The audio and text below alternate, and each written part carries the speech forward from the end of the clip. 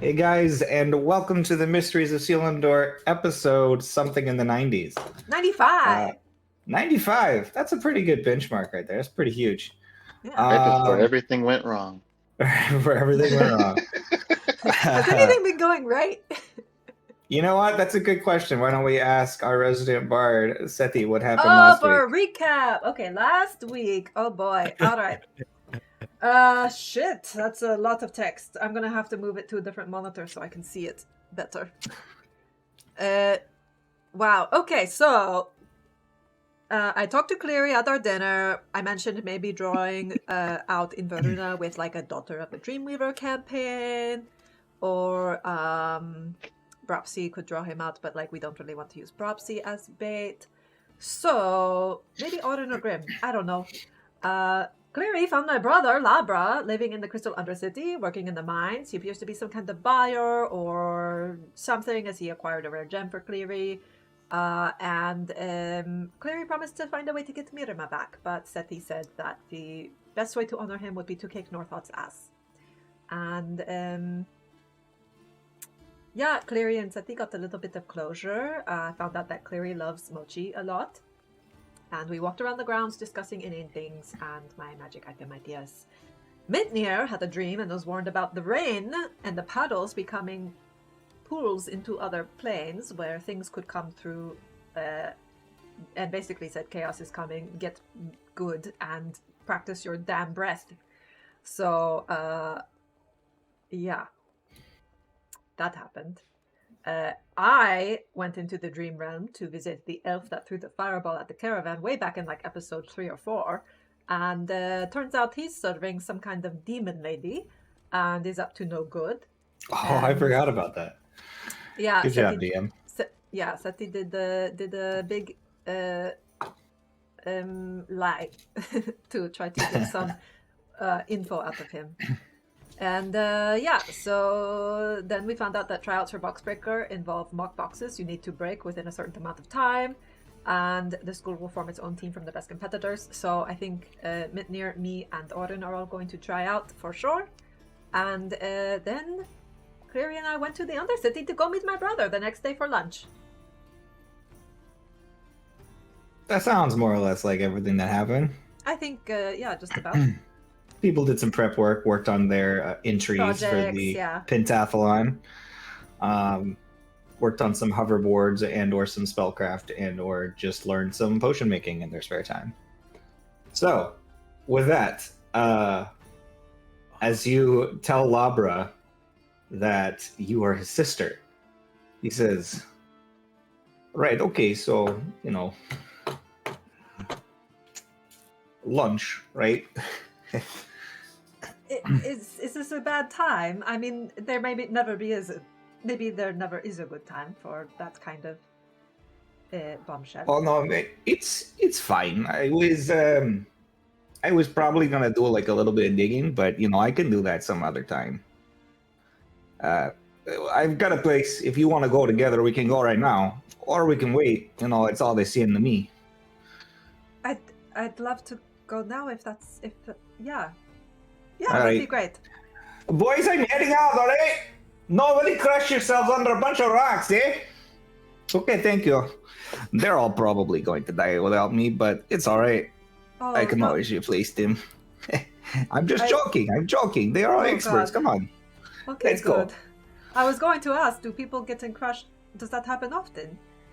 No, it doesn't happen all that often. I mean, it happens every now and again because there are plenty of people who are not very good at what they're doing down there. But those are mostly the new ones. We mostly grew up under there in the mines, and so it's fine.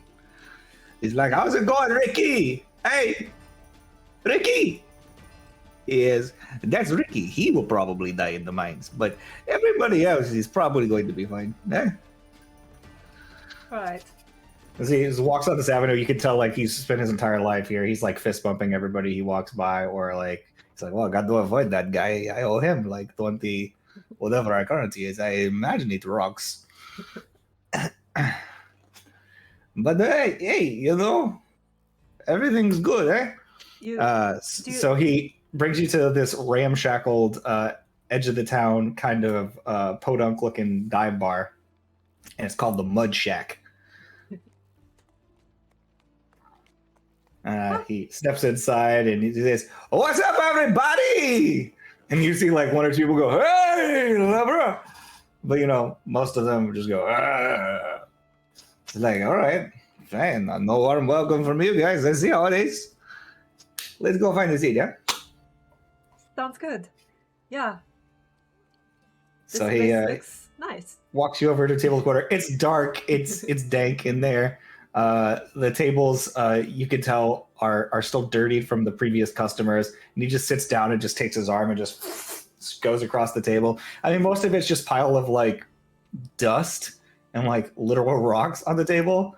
But you can see that there's also like broken pieces of like this thin like shell-like material. He says, "So what kind of food you guys are going for? I've been thinking about having me a good bug crab. What do you think, huh?" A bug crab. Yeah, they're tasty, They're hard like rocks, but they taste real good and chewy inside. I mean, it's good enough for people to eat. It's good enough for rocks to eat. You don't know what I'm saying? I think I know what you're saying.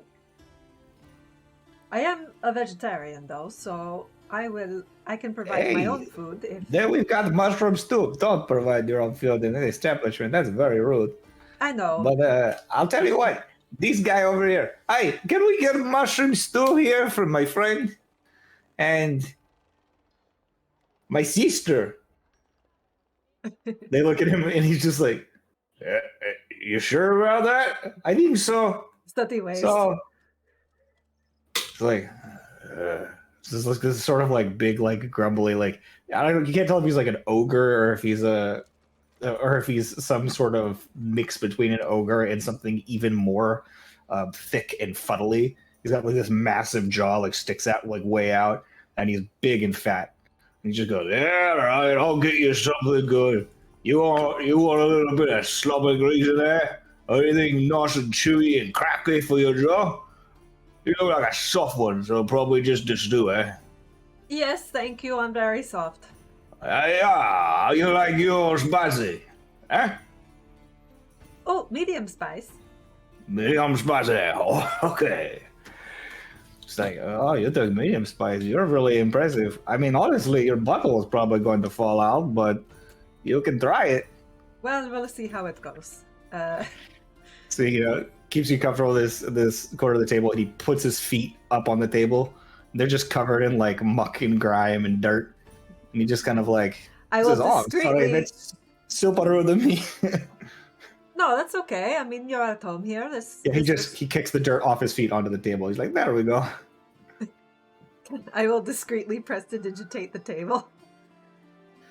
He watches you do it. He's like, "Oh, you're one of the those fancy types, right? The ones with the sick magics and such." Little bit, just a bit. Yeah, yes, we are both very proficient in the arcane arts, Dabra, and well, sorry, said he. He just sort of gestures openly to you, like, "What do we do? How do we do this?" I know this is really awkward, and probably. No, it's fine, right? You're my sister. Cool. Yeah. So, didn't notice you growing up. Right. But, I imagine you. What's the story? Right. Well, how much do you know about your father? My father is probably dead. I would have assumed my mother. Your grandma. Grandma needs help. I'll be back. Jesus Christ. She can't not get into trouble is the big problem. What kind of an accent are you trying to do? This accent is like kind of just out there mostly. I'm trying. It was supposed to be somewhere. He was like hanging out around the Canadian area, but he was Russian also, and I keep losing my words. So I'm just falling straight into a pit of death. You know who that is, right? Or the closest I can approximate is Gru. Gru. Brew from Minions. The Oh, You know? right, that guy. Yeah, no, I know who you're talking about. Yeah, I wasn't That's really what it going reminds for me. that, but hey, That's what it reminds me of. you know what? I can feel it. I don't have any minions, no little bodies or nothing. It's like a little deeper than his voice, but It's yeah, deeper than his voice. I would have guessed think mine was higher. oh no. Well, there's aspects there. I guess it's a shape of it, maybe. I don't know. Hey, you know what? I'm trying really hard to get around it, but I just keep getting lost See, all when the you do time. that, you get that way. That doesn't sound more like it. Well, it's the transitions or something. So obviously can't move on until we find out what's going on with Grandma. But I imagine she was getting into all kinds of trouble. Getting into trouble. Always. Isn't that just like in a state of existence? Just in Yeah. trouble. My nickname was Metichi growing up, and that's Okay. like troublemaker. So We forgot to put the check out, so I had to run out. I didn't there. even know they were mowing. Yeah, I didn't hear. their thing. Apparently, Grandma saw them pull up. So Oh, so she needed to run to give them the check. yeah, Well, now they've been given a check for the month, right? for 4 weeks. He was like, "This month is 5 weeks," and I was like, "Okay, well, it's for 4 weeks then. We'll give you another one after 4 weeks." Shut up. Kick him out of here. I don't want to see him again. does it? It's Isn't he fine. supposed to come every other week? He was supposed to, but My mom insisted they come every week, so whatever. which drives me actually nuts. We don't have to talk about this on stream. We can go back to- Yeah, but they're not coming. They're not going in the backyard, right? I assume so. The sign Did Grandma get... talk to them? No, I don't. Okay, good. Then they should know not to go into the backyard. But Should I go say something? If they get mauled, they get mauled. You know, whatever. We can hear them mowing on your mic. Yeah, It's not loud. bad. It's not horrible though. Okay. why are they doing this at 6 fucking p.m.? Because Sorry, Oh, that's what that sound is. yeah, I hate this. I hate this so much. I can't hear anything because they're right outside my window. Yeah. Anyways, right. Sorry about that. I totally just like started off with the space. All right, but I'm back in wood, and I.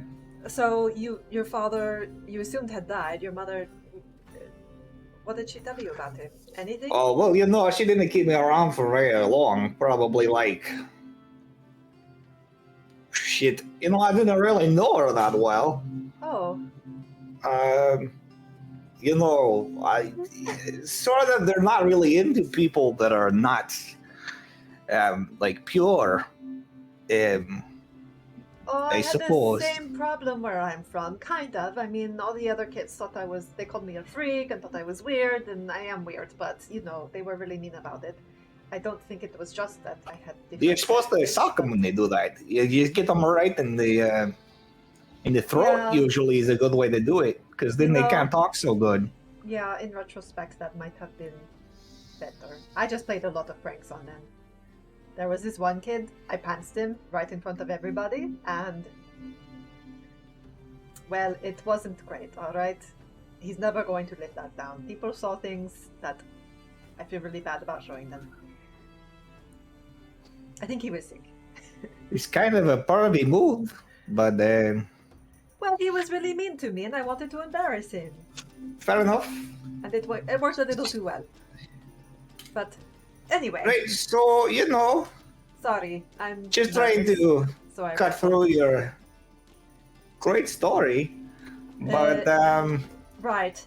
why so- are you seeking me out at this particular juncture? I mean, it's not that I'm not like let's catch up, but you seem like you got some things going on, Well, I have especially only been- with your lying blue boyfriend here. Well, he's not, and he's I not. didn't particularly mean to. Oh no, it's fine. I lie to people all the time. It's like an occupational. It's basically the occupation. So I it's do all too. good. It's fine. We're all still friends here. Well, or I, at least newly made acquaintances. Right. So, long story short, I arrived in Selindor fairly recently, a couple months ago, and it was here that I met our father and found out that I have siblings. So I asked my friend Cleary here to see if any of them were here in Selindor, and he found you. Um, our father is. It's really hard to explain, but he's in the Nexus. He works from the Nexus, and he kind of had a lot of kids without really thinking what that meant long term for him, and sort of left us to our own devices. And I wanted to try to make up for that because I could have really used a family. And All right, so I can kind of narrow this down just to try to make sure I hear all the points. Our dad is a rich whore, and you're just coming by to say, "Hey, what's up, brother?" basically, I just wanted to see. I mean, I wanted to meet I didn't know I had siblings until recently, and I wanted to meet you and just say hi. Right? And if Fair you need enough. anything, I wanted to.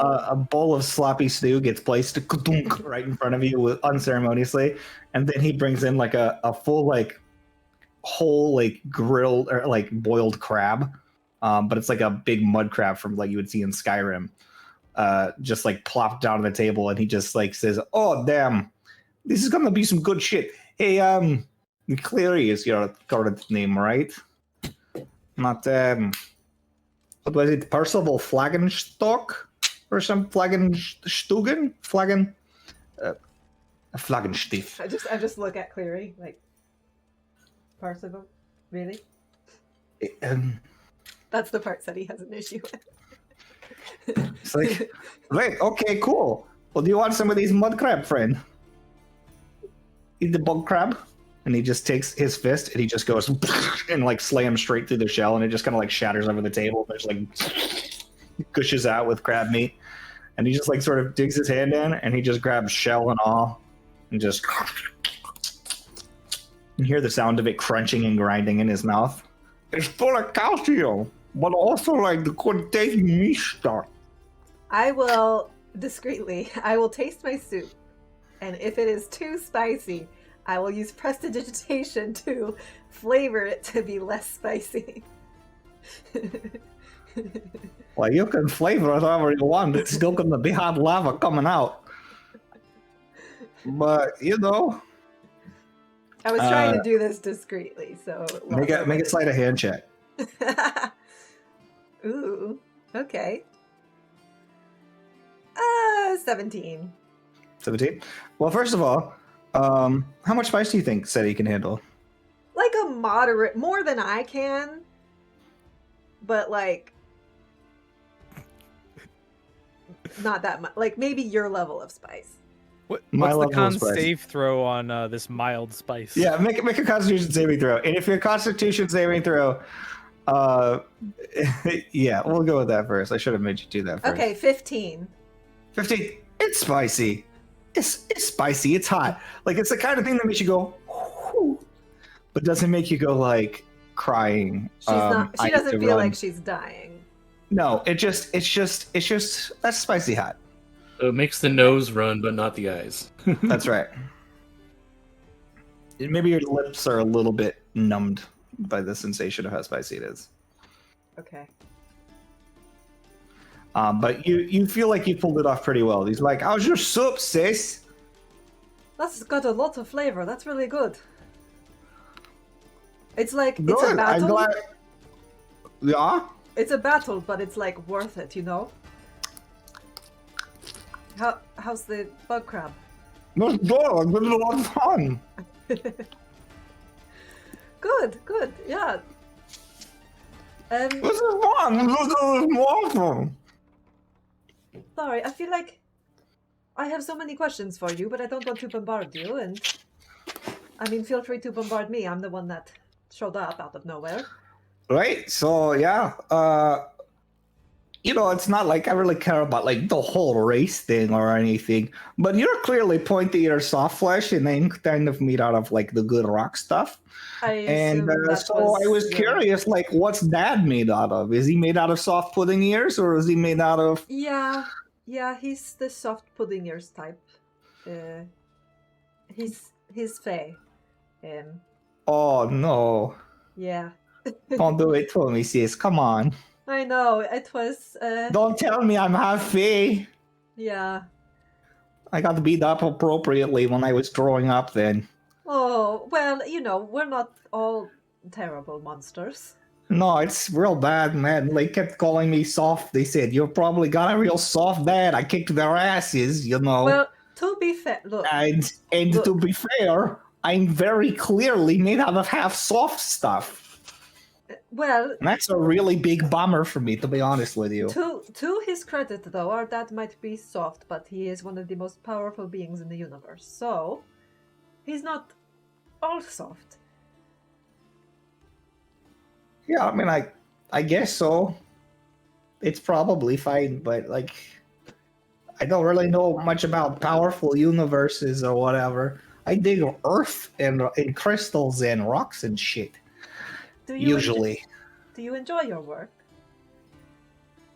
Well, it depends on what work we're talking about. I don't know what happened there, but Do you have more than one job?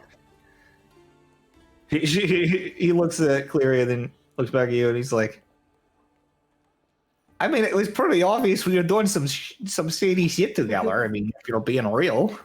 Well, I assumed because you procured something on very short notice, but I wanted to give you the benefit of the doubt. It was rare moon rocks, man. Guy wanted stuff from Saloon. Oh, Cleary. Oh. I was working on a project. Well, you'll have to tell me about your project at some point. Yeah, man. Guy wanted moon rocks. Do you know how hard that was hard to dig up? Not super easy, man. Now I'm curious and I have to know. So we can talk about that, but all right. So you procure things a bit under the radar, maybe. Sis, do you want me to take things from other people and give them to you? No, I mean, you look I kind dabble. of like you're intrigued by this whole. Well, you know, because I dabble it's a myself. good time with this. I got my own clue and stuff. I didn't understand any of that, but I was just intrigued because I dabble myself, and I thought that it was a little fun. That maybe we have something in common other than our dad. Okay. Have you ever done quick fingers?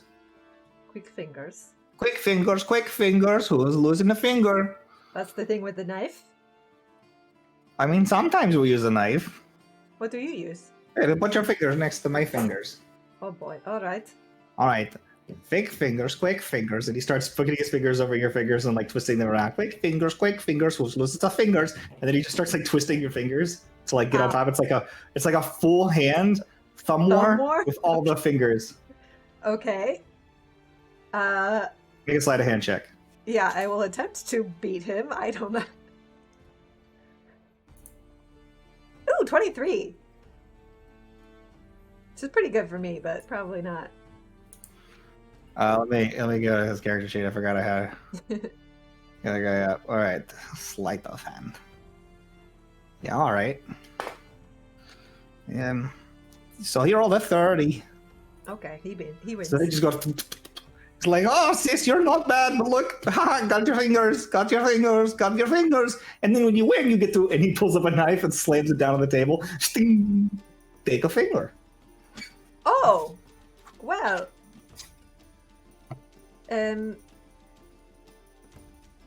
Right. Don't worry, I'm not going to take your finger, sis. That was really rude and probably a bad first meeting. I was going to say, I haven't played before, I need to know what I'm getting into first. No, it's fine. You've got pretty quick fingers. I guess you are definitely a dabbler. Yes, I mean, I just for fun mostly. Right. So, I basically I just want to. Do you need anything? Is there? I mean, I have connections and I have means, and I just want to make sure you're comfortable and you're happy. And if there's, it's weird. I don't even. Am I your big sister? How old are you? You know, that's a really, really big question that you're asking. To be like totally honest, like not entirely sure. It's definitely a number that's it's definitely double digits.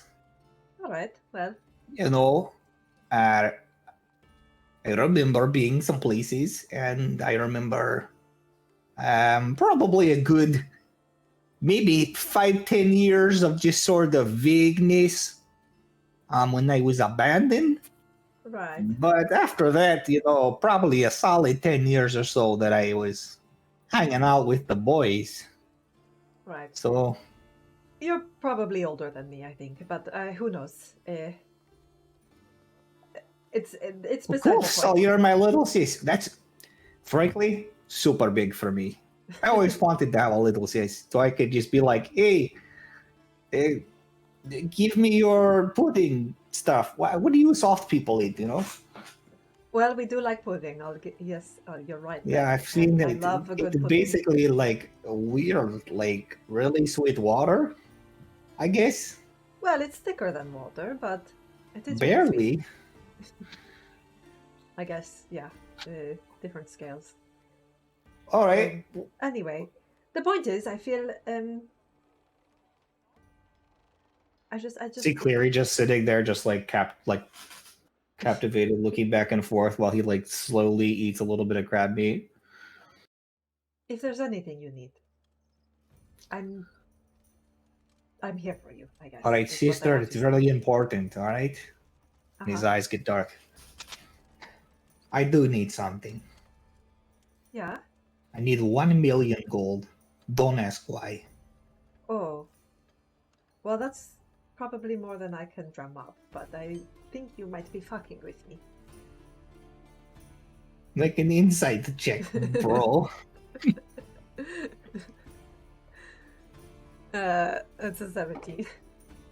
Bro, he's the lionest fucker you ever did see. Yeah, He's just fucking with you. two can play at that game. Fair enough. Um, No, I'm good. I make a pretty good living down here. I mean, you know, it's a life that I do. And frankly, it's nice to be shown all that shit, but I don't really need somebody showing up and fixing my life or anything like that. no, I I'm wasn't trying to doing just impose. fine as I am. I wasn't. I feel responsible because I'm the one that found out that I have siblings and I have. Well, that's really sweet of you and stuff, I guess. But you know, and he just like flecks the knife out of the table and he starts picking out something that's stuck in his shoe and he just like pulls it up. He's just like, it's just like one of those things, and he just like puts his shoe in his mouth and just starts trying to chew the edge of it off. It's one of those things.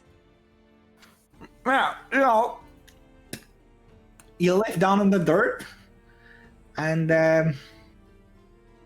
you know, it's dirty down here. Right. So I've got myself in a little bit of dirt every now and again, but I don't need help. Well, it's here if you want it. At any point, for any reason, for anything. Even if you just want somebody to give you advice on a new haircut. Just kind of like glances up at his head, and his hair is literally just kind of like just a mix of like sort of like crystallized like moss covered rock, and he's just like, I never had my hair cut because it's rocks Right. and stuff. Yeah, but you know what I mean. Yeah, bro. I mean, sis. Yeah, right. Sorry, I say bro a lot. Yeah, sis. If you want to give me a haircut, you swing down and we can talk about it and stuff. But I meant even if you just want someone to talk to. Or to play pranks with. I mean, I guess I could call you if I ever get in a tight spot, if you think you're that willing to help.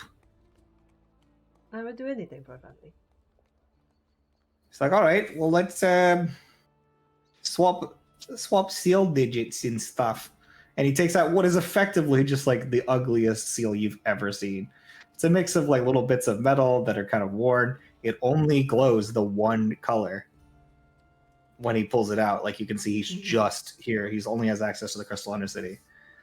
And he's like, and then you pull out your shiny fucking, like, what does it look like now? Like, It's like the it looks Lamborghini like, of seals. yeah, it's like the Lamborghini of seals, and it just looks like it's made out of like the shiniest opalescent shell material. And he pulled it out. He's like, "What the fuck, sis? That's the shiniest seal I've seen literally in my entire life, I told you I have connections. bro. You're paying for lunch. I was gonna treat you, but fuck you, man. Pay for my lunch, rich girl. I will happily pay for your lunch. Shit, I should have said a realistic number for money. Yes, Probably well, could have that- gotten something off of you. Shit. Actually, Yeah, I think if I need a bankroll to make a really like good impression on somebody, I think I might be calling you. fair enough. Actually, I did want to ask for something that would be a paying job. And I'm all ears, sis. it might be really easy for you. I have some Yeah. I have some diamonds I need to exchange for their face value in currency, gold. Oh, Do you Yeah, know any right. collectors or places that would buy them for what they're worth topside? oh, bro, I could sell those pretty easy. I mean, diamonds are like dime a dozen down here. I mean, like if you're talking about the values, like topside, I can get it, through some collectors or through some other sales to be for an artisan or jewelers. The bulk price probably is going to cut you down a little bit. Not to mention, I would be taking a 10% cut. But yeah, as long as you're willing to take probably a 30% hit off of the price that you would normally get for them, I can get you gold without depreciation, no matter the mass and amount. If you've got some really good pieces, I could try to get them into like an auction situation or into a true collector, and I can get you a much higher price. I could definitely sell them up, especially if they're like blood diamonds or something. Because man, people like to pay. It makes it seem like the blood diamonds should be cheaper, but a lot of people like the blood aspect of their diamonds, which is like totally fucked up, to be Right. honest with you. Right, yeah, that is pretty fucked up. I think these are pretty much just regular diamonds. I'll take one of the 500 gold ones out and put it on the table for him. He looks at it, he's like, These were from Lord Rock's collection. bro, those are some big fucking diamonds. Yes. Yes. Yes, and I don't need. And how many of these do you have? Several. His eyes kind of narrow at you. I'm trying to be discreet because we're in a play. I mean, I don't know these people if anyone's listening, but probably about 5,000 gold worth. If you think you can move that. and give- Yeah, I can move that amount, sure. That's big money. Can I get can I get an insight check on all of this? All right, make an insight check. 18. 18. He seems like he's being genuine. Like he could definitely seems like he's confident he can move this amount of merchandise. You give me 5,000 gold estimated worth of diamonds, and I could probably turn you back 3,500 in a short amount of time. If you want full price, you have to give me a week because I'm gonna have to sell it to some people story-wise. Take all the time you need. Let's try to get a bigger bang for our buck on this exchange, yeah? If the All sale right. is bigger, your percentage is bigger. Well, your percentage is the same, but the takeaway is bigger. Fair enough. I will make some things happen. Cleary, Percival. You've got my contact. You've got my seal. Send me information when you figure it out, yeah? Or, I mean, I'm happy to just give them to you now or drop them somewhere for She's just like... Yeah, sure, actually. And he's just like, all right. And he just like quickly, he's like hands under the table kind of thing, just like super quick, like Yeah. waiting for you to move. And then the second you do, he's just like, they're out of your hand. Like the second you pull them out of your bag. Sure. I mean, I have I have other bags, so I would bag them inside a Bag and a bag and a bag and a bag. And he's like, yeah. All right, sis. I'll call you. Sounds good. Well, thanks for lunch. And he just shoves more his mouth and goes, that was one for me. Can I have fun? And he just walks out the door. Bye. Did you understand any of that, Clary? I lost track of the entire conversation about halfway through. Fair enough. He talks while he eats. Is that a deal breaker? The whole for you? time. Right. It's abysmal. Right. Well, Well, it's over we now, have things, so you don't we have, have to go things through to that do. again. So, shall we head back? Yes, actually, damn it, I forgot to ask about getting one of those ground up. I'm sure we can find something on the way, or up top. I'm sure we can find a station in which they can accommodate our needs. Do So, you what use you- ground up gemstones in your work? I mean, you have to have used ground diamond at some point, right? Do I you use buy it in certain numbers of paints. Most of my very, very special paints are filled with gemstone dust. Do you buy it pre-ground, or do you find a gemstone and do you have a grinder? There's a whole process involved. Actually, if you're interested, and he begins telling you the complicated process of creating gemstone pigments. While that is happening, what is everybody else up to during this time? Because to be honest with you, I don't remember where we were. Because she's going there for lunch time, I guess, or she went there like middle of the day. But I forget where our actions were, as far think as what everybody. Me was and up to. Mitnir were going to the forges today. Right. Okay. No, so you guys. this is still yesterday, right? This is for yesterday. So actually, you meet up, Seti, with Bropsy, who was asking you about how things went with your brother, and now you would I actually do be able remember to tell that. her what was happening with your brother. That was what this was about. In the evening. Gosh, in the evening. So you're actually all supposed to be meeting up for dinner after your days of study and Yeah, because labor I was the in last one to your go, respective- right? Yes. Okay. So, actually, you are able to make me an investigation check with advantage because you've got Cleary helping you just to collect the diamond dust that you need. Investigation with advantage. Ooh, that is a 19. 19. Yeah, you're able to get it done. There's a surcharge of 20 gold pieces for the procedure. Okay. But you can get as much ground as you want because he's got the grinder out, he's doing the work.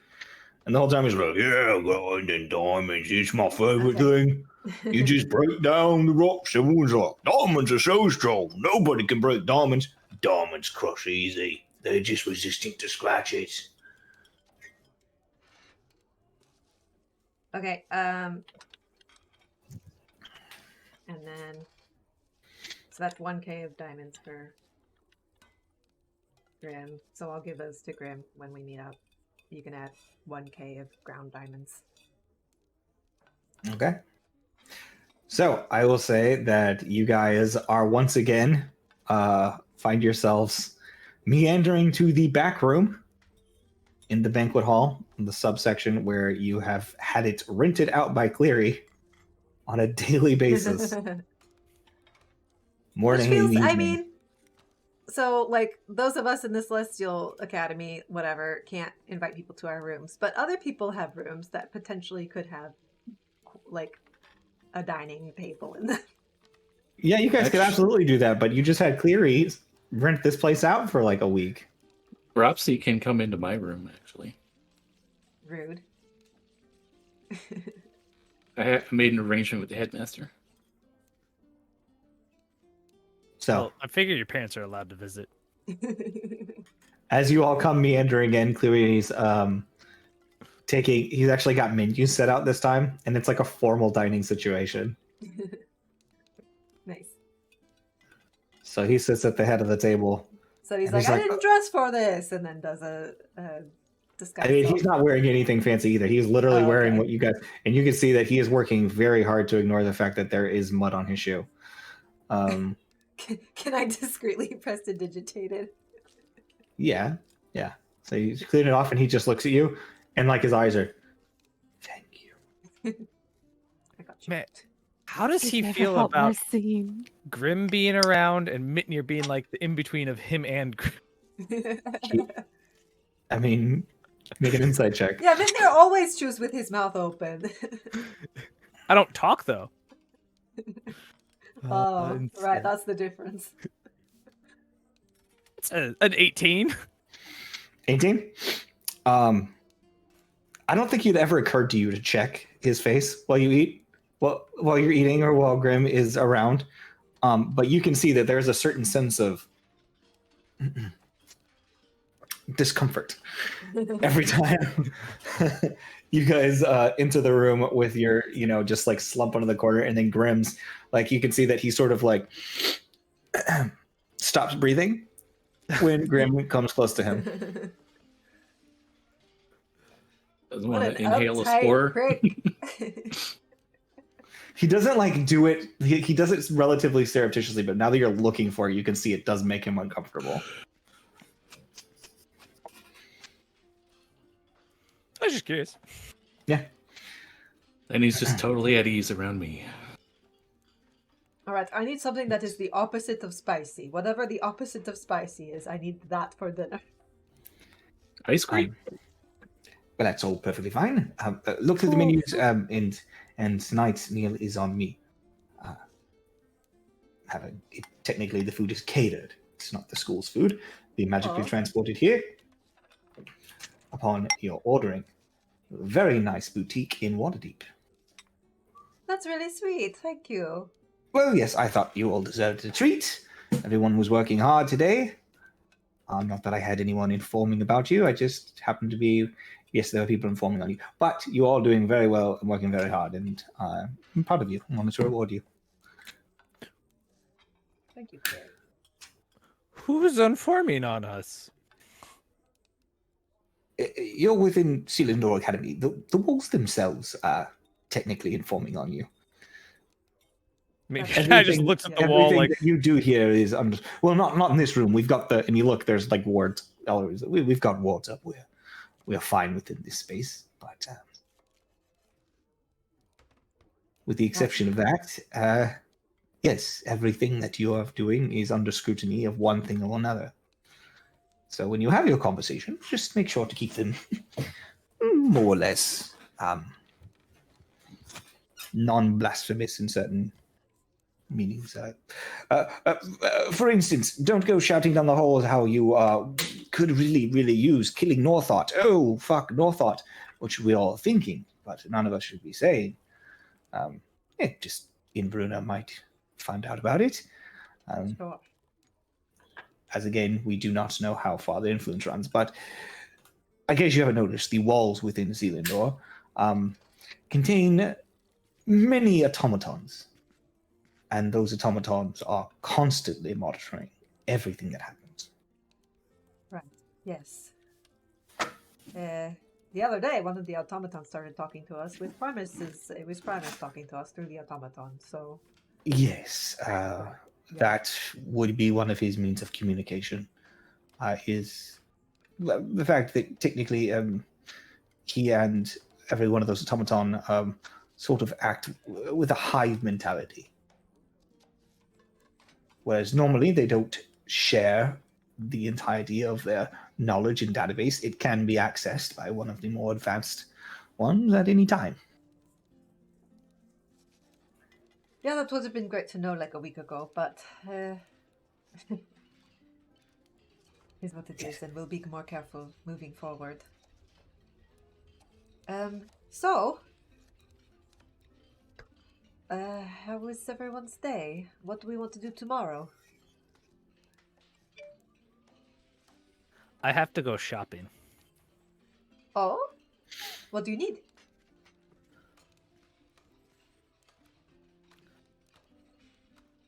Dragonbone? You need to go shopping for Dragonbone. Is that hard I didn't want to use find? my own. No, that's fair, but how many places do you think have Dragonbone? They said not a lot because the potion people took a bunch of it. Oh. But I have a lead. There's a shop on the bridge somewhere. Maybe. Which bridge? The one with all the one we would paraded up and down and had all okay, those shops. yeah, sure. The one that had like everything. Okay. Yeah, the Bridge Bazaar. But it has everything is kind of the problem. Right. Well, Well, if this is something that is a necessary import, I can allow you a small stipend.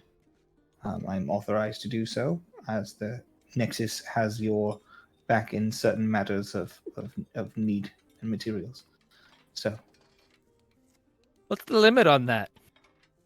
the limit is as needed and as I see fit as your liaison to allow. Trust me, I am fastidious with my books. So you're going shopping with me? Yes, I suppose so. we do have. I mean, all right.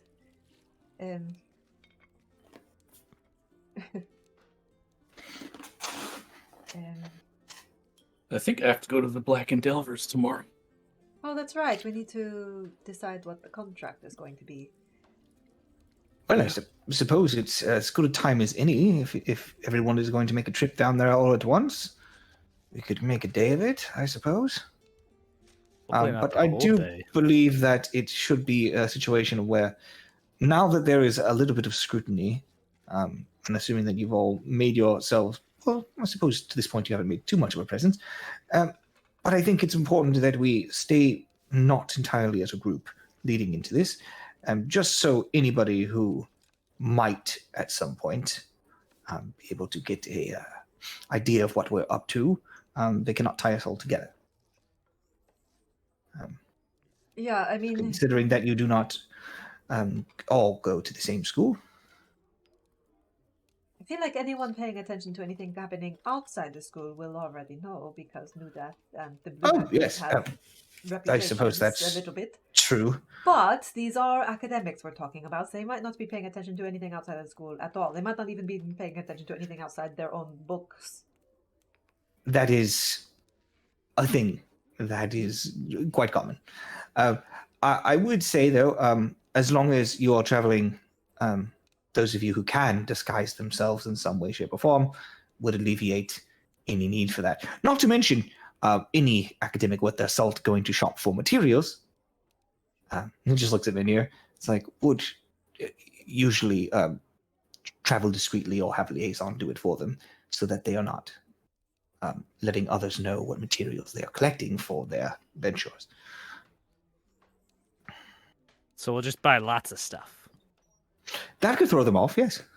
But no, that does not mean that we have a larger budget to distract from what you're actually buying. You said the budget was expendable, got bigger. Expendable is not a word that I used. We have an expenditure account. Money is not expendable. You said as required. As required. You not good. We will talk about this later.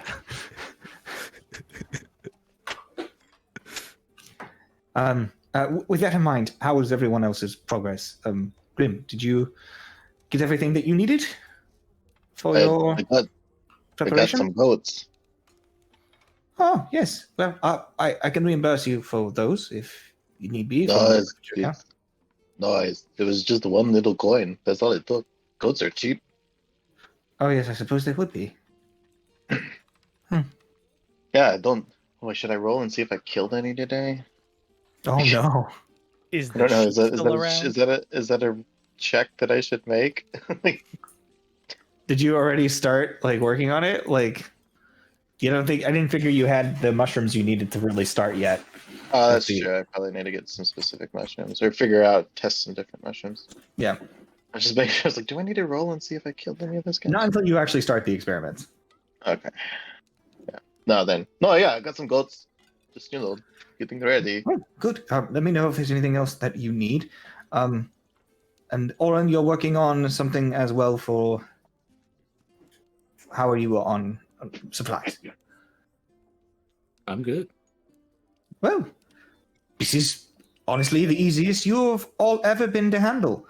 Not that I was handling you before, but technically I was lying to you, monitoring you, and You were Well, handling us. yes. I'm just saying, so far you've cost me much less since I've come out as, spy and virtual wallet. I think We part also of have- that might be that we have more money now. Well, most of us. Look, all right. So Kind of broke. on that note, I'm trying to move. I'm trying to move some of the diamonds, and then maybe a week or two, we should have a little bit of a payout from that, and we'll divide it up. And I just want to see. I don't want to flood the market, right? So we'll do small batches every couple of weeks, and yeah, that will help with our income situation. I think maybe tomorrow. I don't really need any supplies because all the stuff I'm doing is physical. I can practice my magic and stuff and strategize with my teammates. But is there some sort of training ground where I can just go and kind of flaunt myself and maybe garner some interest from the Inverna well, people? The whole Severe Edition will definitely have an open training ground. Silverwind's Finest uses the gymnasium very often to work out, and they'll wrestle all over each other. Don't really want to wrestle. Just saying that it is a thing that they do, but that doesn't necessarily mean that you have to participate in that. The gymnasium would be open to any that wish to enter during this time to practice their finesse or strength or what have you. Yeah, I think something where I can maybe try to hit targets like the Wisp Wallop or something. Basically, I just want to flaunt a bit. And I imagine that they will probably have something like that set up, but you can check the Prime catalog. I'm sure that they have practice halls for specific events that are going to start popping up within the next week. So just check the Prime catalog and see if you're able to navigate it into them. However, that wouldn't be something that is constantly there, whereas the gymnasium, I know, appears usually between 6 and 10 a.m. every morning and 6 and 10 p.m. every night. I could also try to do some spying or in Doruna. Of course. But take a buddy system. Take somebody with you if you're going to be spying on them, in case you are spotted. Always have somebody watching your six. That is could good. go with Yes. you. Okay.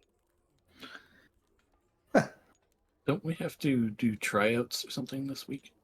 On Monday. Today's Saturday. Or whatever day of the week it is the equivalent. Yeah, that's close enough. Tomorrow's Nerd's Day, so most people will be on rest. But those that are not, check the Prime catalog, see what you can dig up. Otherwise, that's all I have for the evening. I do have one thing that I need, but it doesn't really have anything to do with the academic stuff. And what would that be?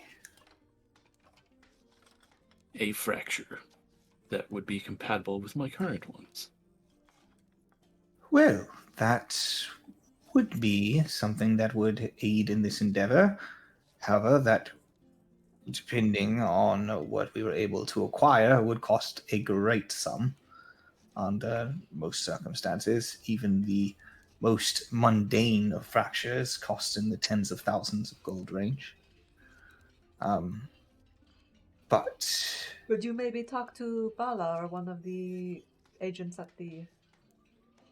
one of the people at the I Celestial could Realm, put the in a Ensis? request for one of them, somebody from the higher realms, to supply, if that's what you were looking for, was something of the celestial nature. Otherwise, you could try talking to them at their embassies yourself. I would recommend that. The personal touch is nice. Yes, but I understand if you're busy, I can certainly do it on your behalf. I'm not the best negotiator, but I have enough pull that I think that I can secure you something. Just not sure what it would be without first testing the waters. I do need to talk to someone from the Celestial Realm. I have questions. Well, if you have questions, I would recommend seeking someone out of the embassy, or I believe your school has some of those mirror things. Yes. Mirror thing isn't going to work. I need to do it in person. Well, then my recommendation would be the embassies. Or, if the information that we receive from Mitnir is accurate, just wait till you see a bright puddle and jump right in. Would it be something, Oren, when you enter your inner realm, who do you see? Is there, I mean, I know your father used to visit you in dreams. I haven't actually had any dreams since my father was killed. Ah. I was going to say I could try to hook you up with some kind of celestial in your dream, if that would be adequate for your meeting, but I'd have to know. Well, that's no different than using the mirror, really. Right, okay. Sounds like a visit to the embassy is in order then. Probably. Speaking of dreams, Brapsi, I've gotten really good at this. And maybe this is something I should ask you privately, but I've already started broaching the subject, so I'm going to go through with it now. Would you like me to try to visit your wife? I could find out what happened and let them send a message.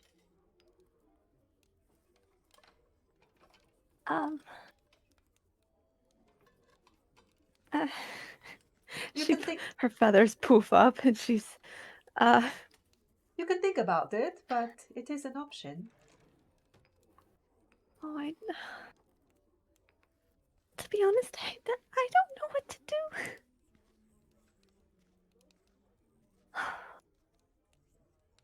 I know we were told where she was sent, but I don't. Oh gosh, I still don't know why. I don't know if I'm to blame. I don't know how I could face her without. I think maybe the only way to find those things out is to face her. The longer you go without it, the harder it would be. That's my 2 cents anyway. I don't imagine it could get harder than this.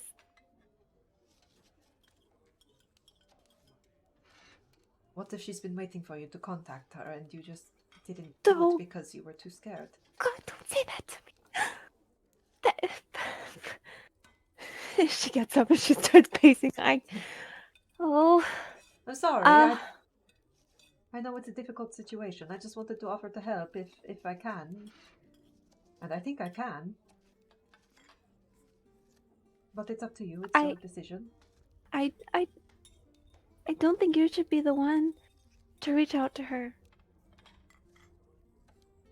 I could try to take you to her in your inner realm. I don't know if it would work, but I could try.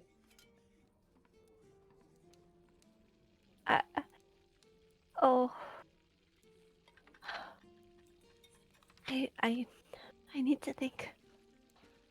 All right. I'm sorry for it. Take your time. She slumps back down into a chair. Anybody else want me to awkwardly approach loved ones in their dreams?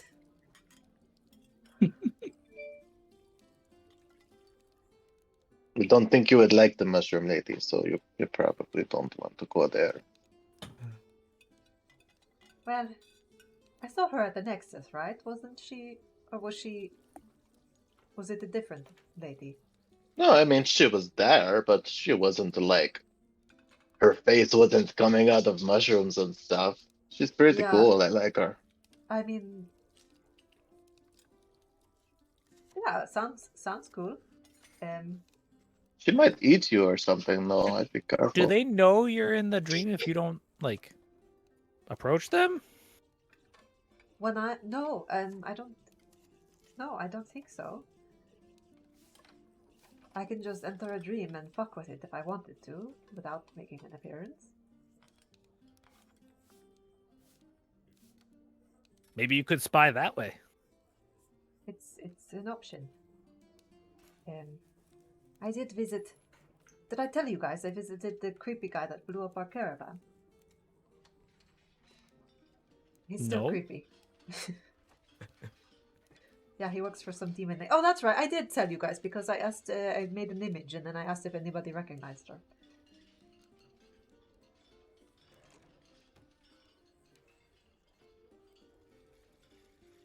So I met my Still need brother to throw today. that guy off the cliff. Yeah. Yes, we do.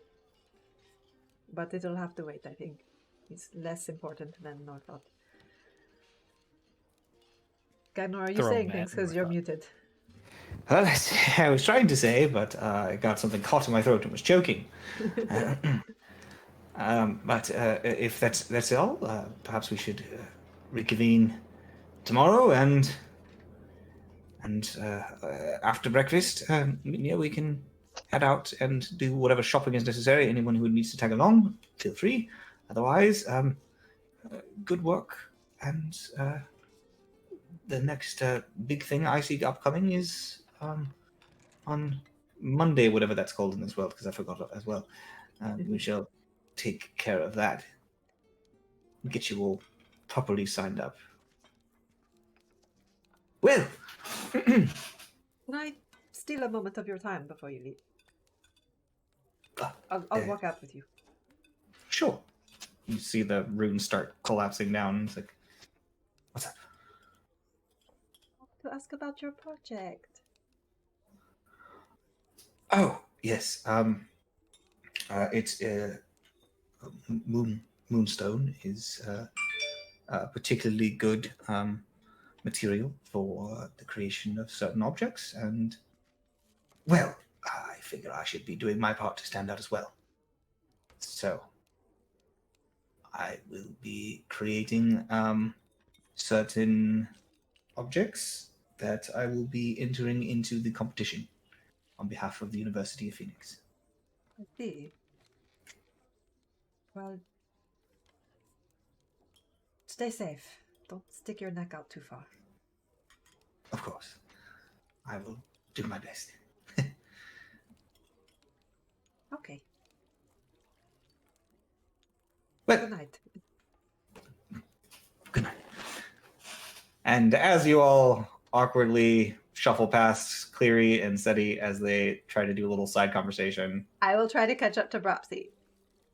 Okay. Try to come up to a prophecy. And I'll just say, I'm really sorry about that. I didn't know if it would be. Is there anything I can do for you? I mean, do you need space? Do you want to talk about it? Do you want to? I don't know.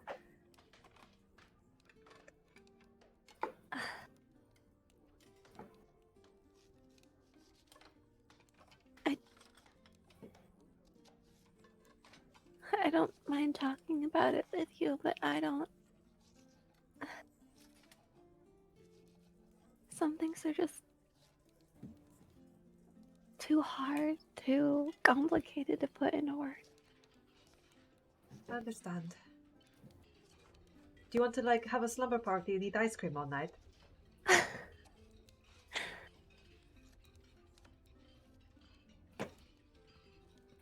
sounds lovely. I think I need some time to think. Thank you, though. Sure.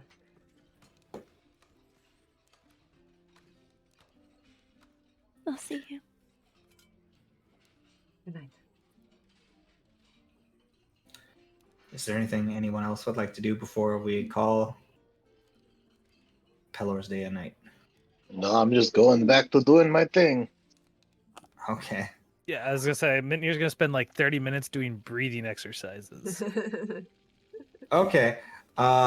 So Grim, go ahead and give me an investigation check and see if you can find any information out about a type of spore that would be good for what you're doing.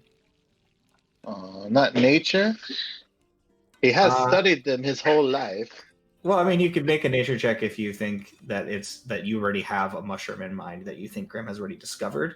If you're looking for a new thing, then Yeah. No, that's like if there's first I need to know if there's. So I rolled yeah. So go ahead and make a nature check. just a 15. Rolled low. Was that investigation or nature? That was 15 nature. Yeah. So you're not currently aware of a mushroom that is completely compatible with what you would like to do. So I will then investigate, which is a 19.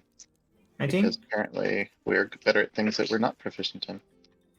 So as you begin checking, you first check in with Brogy and his accomplice in crime, the little Wednesday Addams-looking gnome that sort of walks around the halls with him. Yeah. And they Do we start even know pointing that one's name? I've you said ever it asked her before. name?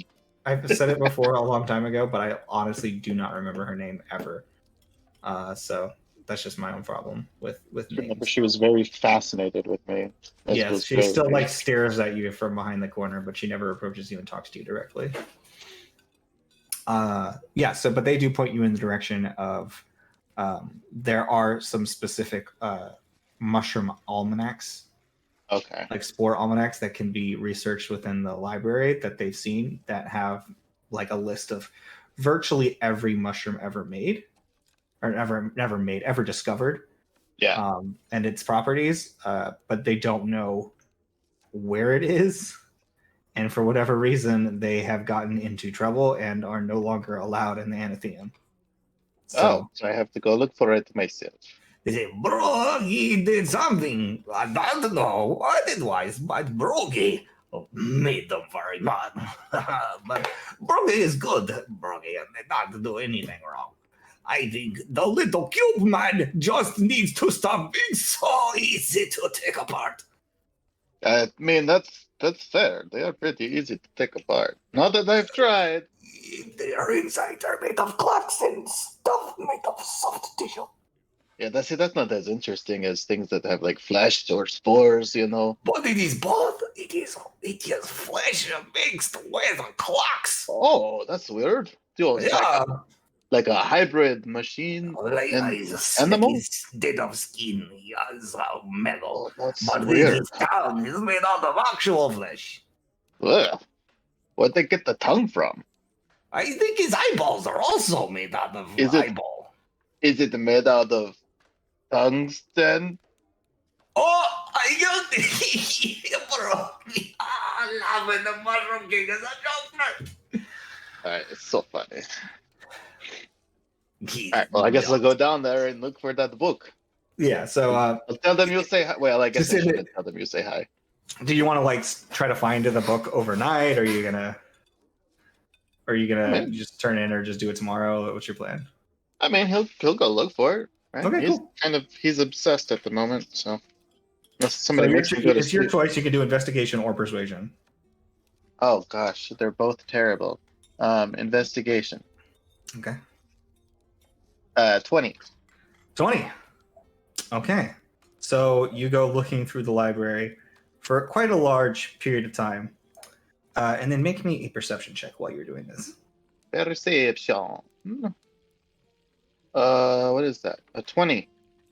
20. You are looking through in a section of encyclopedias when you notice out of the corner of your eye something move through the shadows. Oh, You make out the shape of something just pass through. The library is quiet at this time of night. You haven't actually been here in the after hours, but they're basically the only lights that are shown are just the little tea candle lights and little gas lanterns that sit within each of the chairs and little lounge areas. All of the greater lights, the ones that sort of dance around the room and hover, have been snuffed out for the night. So it does sort of give like an eerie darkness, and long shadows are cast from the different light sources that are basically near the center, and no lights exist actually within the stacks themselves. Most people carry a candle with them. So when you see the shadow move within the darkness itself, it's almost an eerie feeling. Good thing I'm immune to being frightened. That would be creepy. Almost an eerie feeling. I wasn't made out of mushrooms. Yeah, so I guess, I mean, I'll try and look and see if I can see what it is closer. Okay. Are you just sort of like gonna keep like make a perception check for me and see if you can make out like either what it was or which direction it went? As a 19 this time. 19? You can tell that whatever it was, like you don't see it anymore, but it came out like down the stacks along the back wall, and you saw something pass through the shadows that was darker. So you definitely know which direction it went if you were to choose to follow. Then I will definitely follow. Okay. Are you gonna be stealthy, or are you just gonna kind of? I mean, I don't have my magic stick anymore. But yeah, I'll be sneaky. I'm still have advantage at least. 17. 17? Okay. As you are walking down the corridor and you begin following in the direction that you thought you saw it go, you come to like, you see the stacks of books and bookcases that sort of like move throughout this area on these large, massive walls that rise up. You see that there's like a sort of ladder that leads down a little bit lower to the next level. You haven't really been down to this section of the stacks, and whatever it is, it like the light is even more scarce here because it is so removed from everything else. You search around for a second. Make me another perception check. People. 25. 25. You see a figure moving through a dark section beneath. They're almost indistinguishable from the darkness around them, but they are heading in a direction like back underneath and behind the stacks. Wherever they're moving, it seems like they're familiar with the area, and that they're not looking at any of the books at all. I'm just gonna, oh hey you there! Do you know about this book about mushrooms? Do you call that out? Yeah. Yeah. See here. The second you do that, you see as their body goes, and it's just gone. Oh, these nerds are so shy. Okay. You have to be careful not to spook them. You know, run away. Go back to where I was, I guess, and keep reading in the little encyclopedia. Reading for the encyclopedia. Just trying to figure out where I gotta get.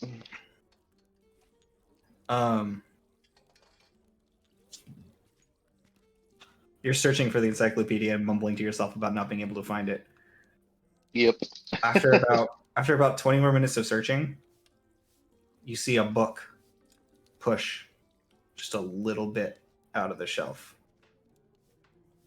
Oh, that. The book is. I'll check and see what the It's on the bottommost shelf on the right side, in an area where it's just such an annoying place to check. And you see what looks to be a small leather-bound tome with almost like a sort of dark, kind of grayish leather. Oh, that could be something. I'll take it off the shelf and give it a look-see. Yeah, so you pick it up and you begin reading it, and it is in Sylvan. And I don't speak Sylvan. Yeah, but you can tell by the depictions as you start flipping through the pages and the artistic renderings of a bunch of different spores that you Ooh. have seen and some that you have not seen. To get this translated.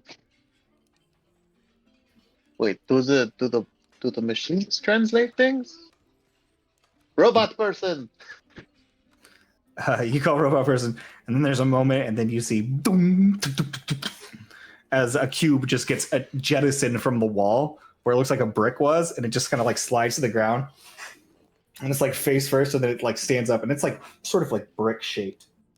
As it comes up, you see two eyes that are way too close together look up at you, and he goes, "How can I help you, sir?" Yes, I can't read this. Is there a way to translate it? Do you have little translator robots? Oh, well, we don't necessarily have translation robots, per se, but we can certainly help you with translations. If need be, I can provide resource materials with which you may translate them yourselves, or for a specified fee, you can have us bring in a specialist who can do it so for you during regular Anatheum hours. Well, I mean, if you want to give me the resources, but now I can't obviously do that, within the Athenaeum hours if there's nobody here. So, I would try and translate it on my own for now. Oh, sure. What is the language? It is Sylvan. Sylvan. Oh, common language within those of the Farum. Yes, give me a moment. He just like jumps back on the wall, and you hear some whispering, and then like kind of a bunch of other bricks shake, and then like popping out of the ground is just like another tube one, and he goes, "Here you go, sir. Here is the book you requested." There go. No, I'm going to translate this now. Hey, Of course. hi. However, if you need anything. Okay. Seems like he was kind of getting stuck on his way back down. Those are some weird guys. All right, so with that, you're gonna spend the night studying. I don't know what this is. Just an intelligence check. I don't know. Yeah, I would say, man, there's no like knowledge skill anymore, is there? Yeah, not really. Yeah, But that's what, like, I guess the medicines and natures and all that arcana.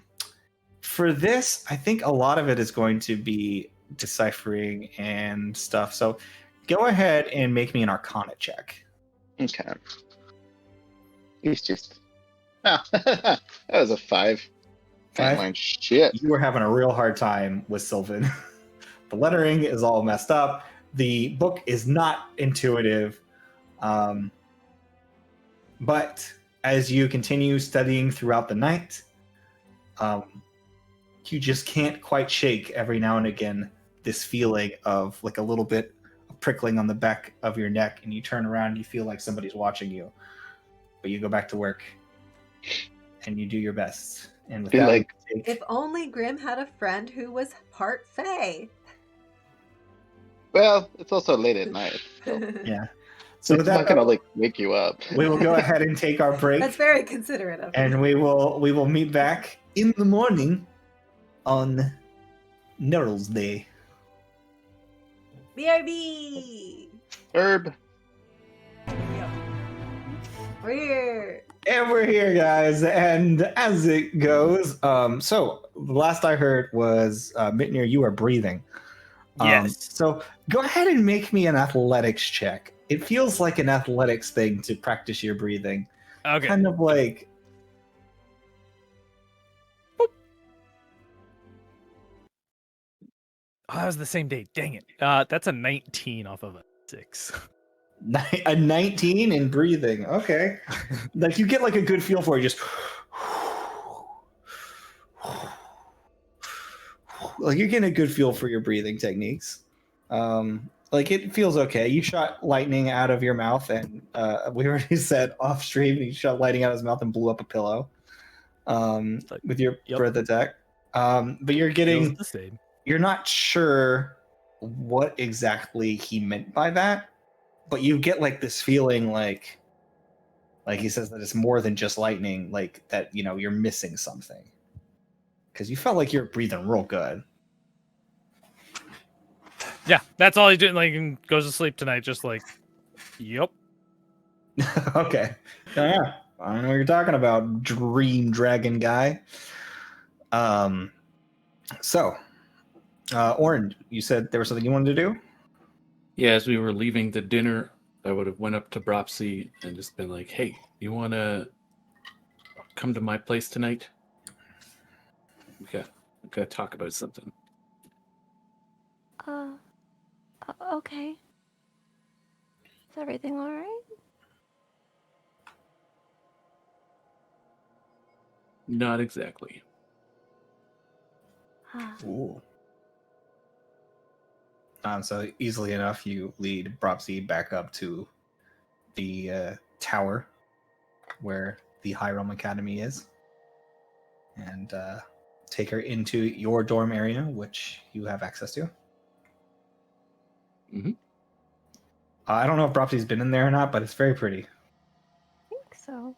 Yeah, she's It's all slept in here marble and before. gold inlays, and it's really over the top.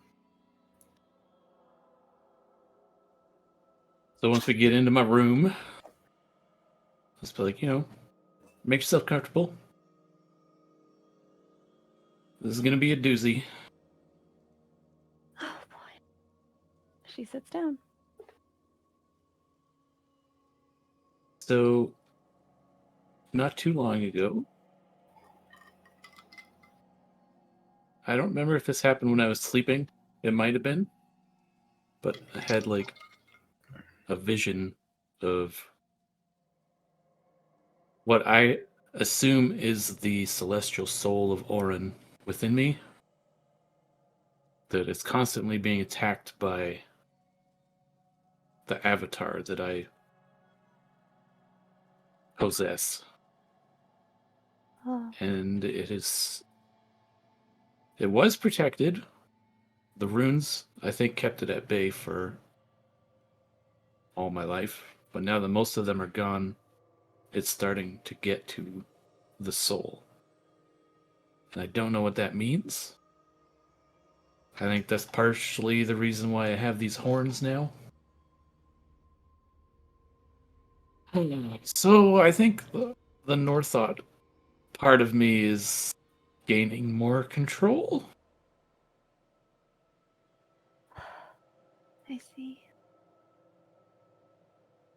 And I don't really know what to do about it. I need to talk to Shantia, I think. But I gotta do it in person. But I don't know if that's even possible. Unless she's at the embassy.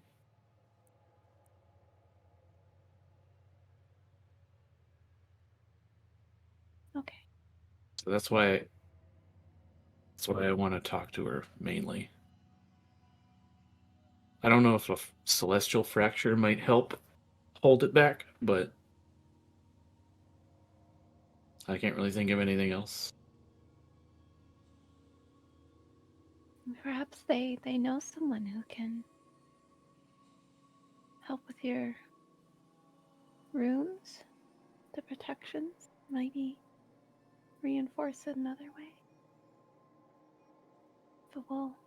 Well, we did ask her about that before Oh, did we? when we went through the mirror thing. I don't think they knew how they were made because my father kept it all secret for some reason. Well, I guess I understand why. Okay, she says. So to clarify, and I'm not sure if this was put into a way that you could see, but can you make me an insight check? Me? Yes. To see if you could get the underlying meaning the last time you talked to Bala about this. 15. Okay. So it didn't seem that she didn't know necessarily how they were made, but she seemed like actively against how they were made. Oh. And she said that she couldn't help you with it. Yeah. in the sense that you see that whatever he did, and she did mention that it was the reason why he was kicked out of the true heaven of Celestia.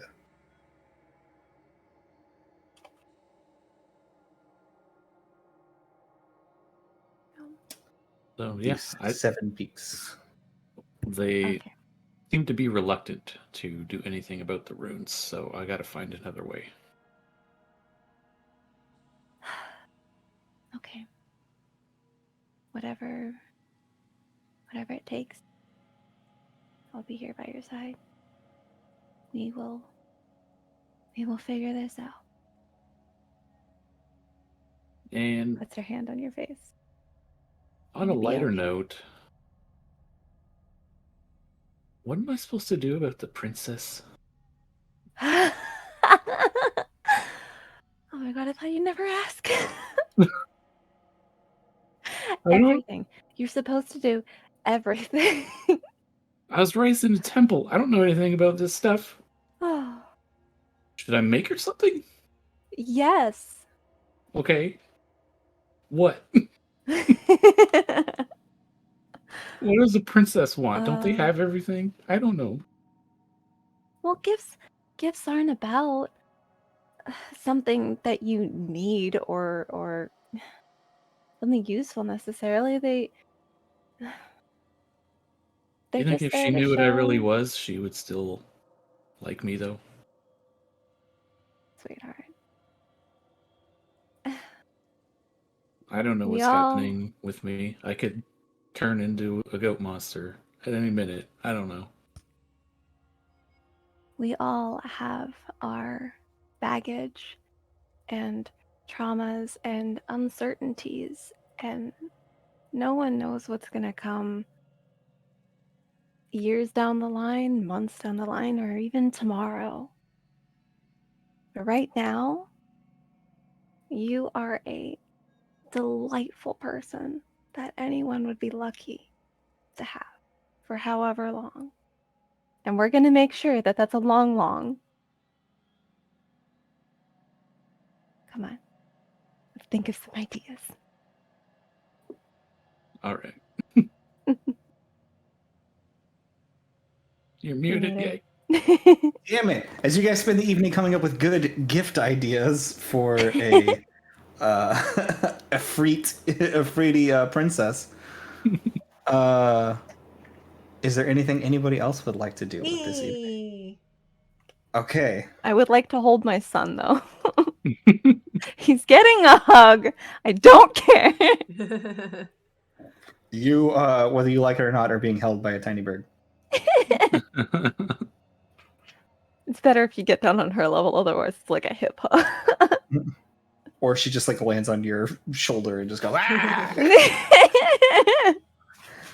Her talons come out and she just digs in. No. So, Seti, dream spell, I assume. Yes. Who are we torturing tonight? I would like to visit Archibald Eggleman. Oh no.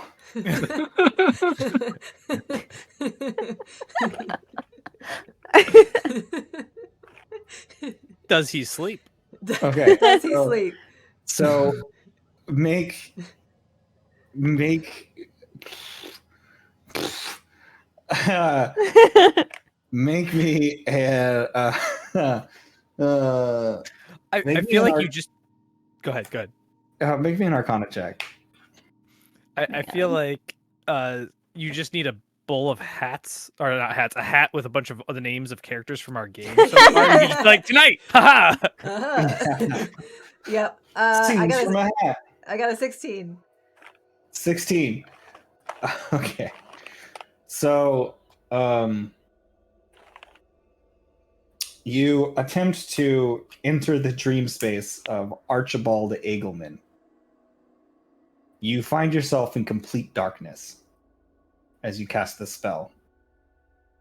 You look and you see that there is a single pillar of light, and sitting in a chair facing the darkness is what appears to be Archibald Eggleman. Before you do anything, his face, with like the human face, turns and looks at you like really slowly as he rotates just his head while he's in the chair, Oh my god, he did the and yell. his expression just completely placid as he turns and looks at you. I was trying to just not like barge in. I just wanted to like see what was happening. Just But sitting in a he said- black void. Does he sense my presence anyway, or is? Yeah, I mean, you enter the dream, and the second you do, his head just turns and look at you, even without you having a present body. Like you can see your presence. He is looking directly at you. Without being present or having a physical form in this dream, I wave. You see his like eyebrows like cover where his eyes should be mostly, like, you know, his very well groomed everything was like, you know, nice and well kept with his little goatee that's just with his little beard. You see like his face doesn't move at all, and then he just goes, "Bones," and then you see suddenly in the background a little bit of movement, and you see little bodies of skeletons start.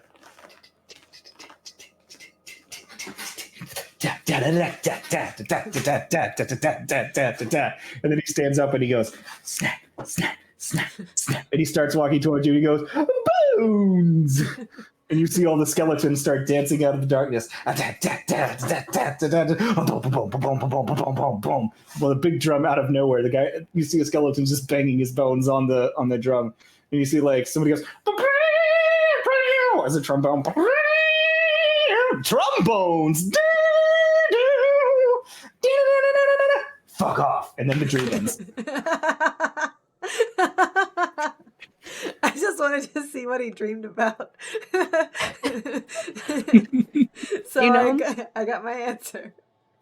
I was really hoping that when you said you wanted to enter at Eagleman's dream, Gagnor would have just said, no. But that was infinitely better. Yeah, that's what I was that's what I was going for. That's what I was hoping for. All right. Question answered. There you The go. guy is kooky. I'm done. Okay.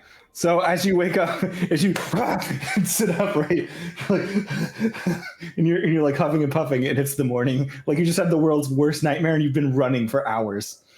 I'm gonna have that song stuck in my head all day now. Just drumming and bones.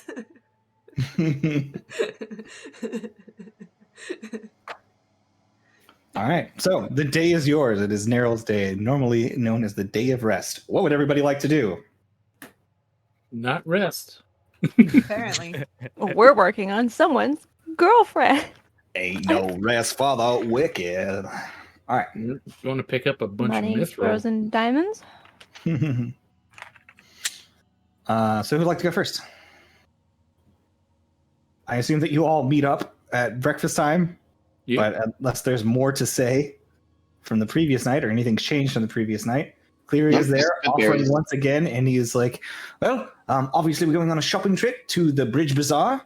Anyone who wants to join us is welcome to do so. In the meantime, you all know what you're supposed to be doing. So, anything else to add? Pretty straightforward. What's your opinion on a good contract to make with the Black and Delvers for our mithril deposit?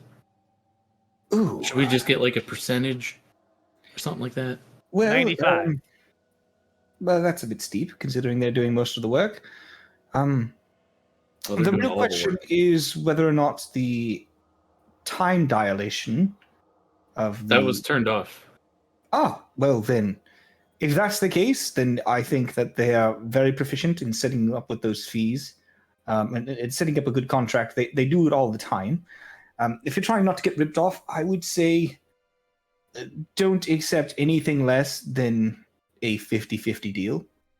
You can do better, probably, since you are the owners, but don't accept anything less than half, for certain. Like half of the profits made from the mithril? Correct. Is that what they usually do? Well, since you're the sole owners and proprietors, I don't think that there's any chance that you can, unless you sell the mining rights. Just selling the mining rights could be its own thing. That would be lump sum. But I would probably take 50 to 60% of the proceeds from what is sold. The mining fee should be relatively less than what you are able to bring out, and they know that, considering that the metal deposits are in fact mithril. So taking 50 or 60% proceed cut, even leading them with 40 to 50%, would be an advantageous deal for both sides. Okay, good to know.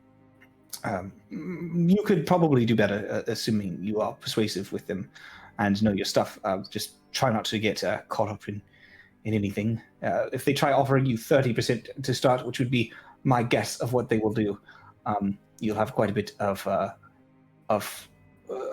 bartering to do. Would you like me to go with you?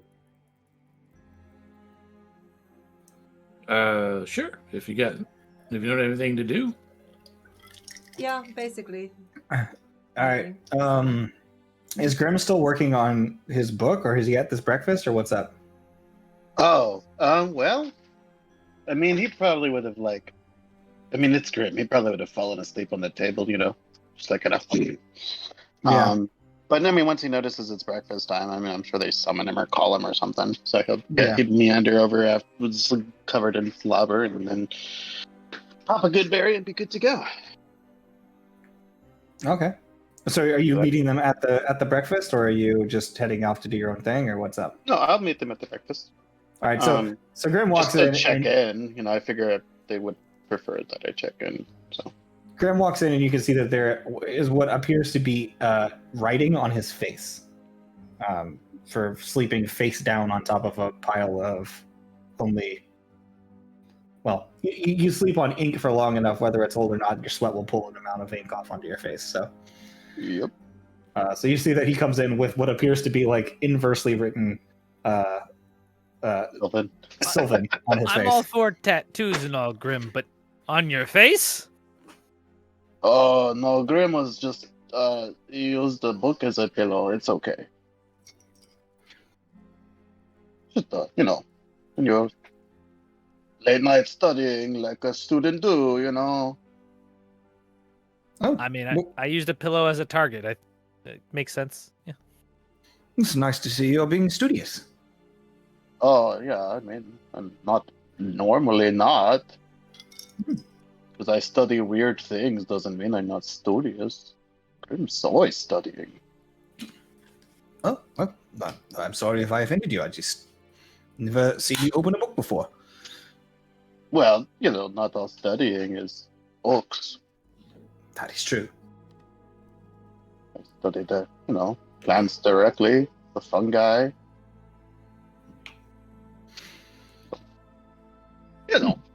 Normal people stuff. Because I am a normal person. Mm-hmm. And most of our learning recently, has been from not dying. That's true. I would probably recommend wiping that off your face. It does talk about the use of human excrement and blood and bone as fertilizer. Oh yes, that's a particularly interesting passage. I was quite interested in that, but then I got a little too tired, so I fell asleep. As you do, when you're studying like a good student. Fair enough. Well, if there's anything else anyone would like to do, otherwise, yeah, I suppose we go to the bazaar first thing. Early bird gets the worm, so it were. Could I give y'all some money to spend on my behalf and keep your eyes peeled for like a ring of water walking? Certainly. Yes, I could keep my eyes out for something like that. I'm just going to give you 1,500 gold and whatever, is left Oh. over. I certainly will not be that expensive, but I will keep you posted. It's easy to keep track of that way, and then, yeah. Fair enough.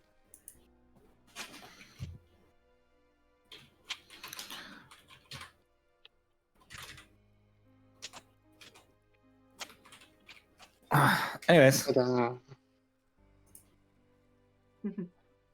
Yes, I think so. Alright, so I'm going with Orin. Cleary and Mitnir are heading off. yep. I guess so. Time to study. Whoa. So, who wants to do what? We can go shopping. Shouldn't take too long. Okay, cool. All right, so first things first. You begin heading the long walk down the bridge. It takes you about an hour before you hit the bazaar, just because it is such a long bridge and there's no teleportation points along the way. I guess I will during that thing. I'm gonna ask him about how to focus and like channel power. Right? He's got magic. You know, he shoots magic. Yes. Well, when it comes to channeling power, as it were, there are many different sources.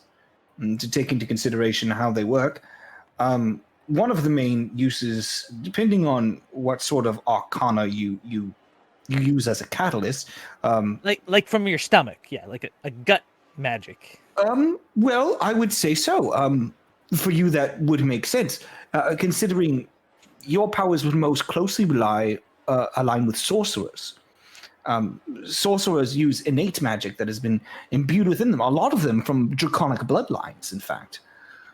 Some of the earliest Dragonborn, according to historical archives that I have read, originated as sorcerers who were chosen to become draconically influenced by one of the three great dragon gods.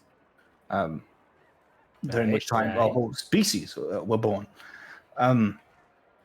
So I would say the power would be relatively similar, but even they rely on a catalyst of some kind to use as a focus for their abilities.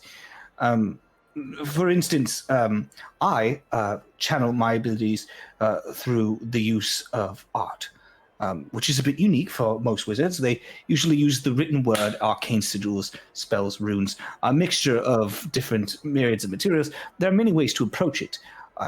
I've even seen Seti, for instance, uses music as a catalyst to activate her music from time to time.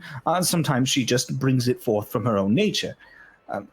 These things really come with exploring who you are and what the source of your power is, and then finding a catalyst that is significant enough to channel your will through.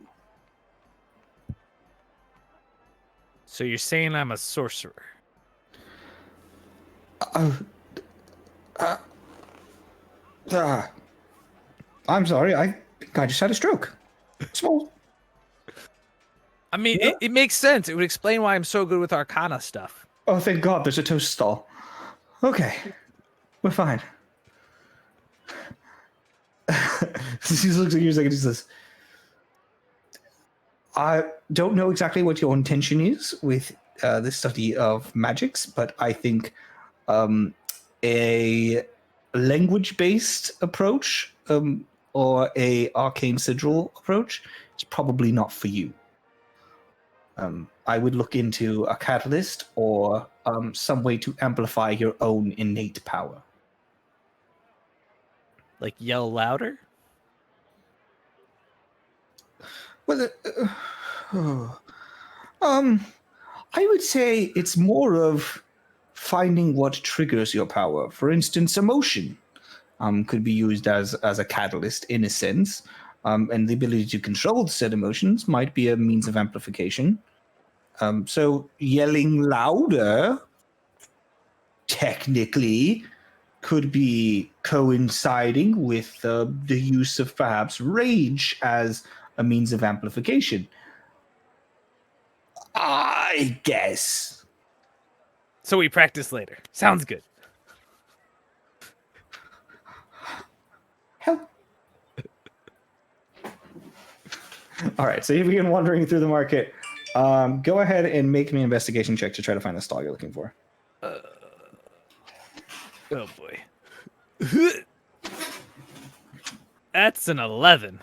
11. Okay, you don't do so good. Let's see if Cleary can help you find it. Okay, that's not bad. So Clear begins asking around. Do you remember what the name of the stall was, or did I give you a name? We didn't have a name of the stall, just that there was a stall. A particular individual. So you see Cleary, begins leaning on a couple of different stall. He's looking around. He's like, you know what? I do think that this might be a bit easier. Hold on. And you see he takes out. He says, "Crumbles." And you see just. And he goes, yes, this should go well. And then he begins sketching a little tiny dragon. And as he does, you see that it begins to move a bit on the page. And he just tips the page down, and you watch as this tiny little dragon, just like made out of like sketched paper, like it has like a sort of like grayscale quality to it, just sort of like steps out of the page. And he says, I need you to find something for me. I need you to find dragon bones. And he goes, yes, I know. Crumples, do this for me. Do it for Papa. Promise you a very good tasty treat. I will draw a strawberry inside of you. And you Please tell me it just lands on my shoulder.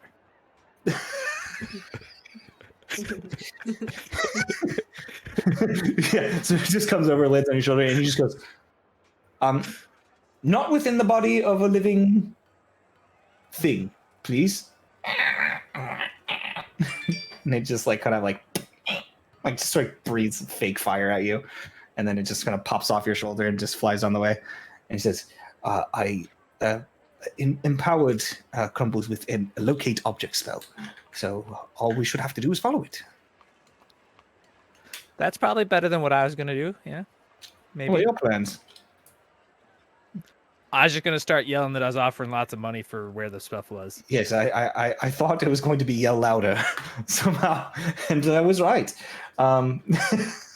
So I mean, money solves most of the problems around here when you're looking to buy stuff. So you follow your way inside down the alleyway, and you actually see this individual who has what looks like a bunch of coral, all around his stall.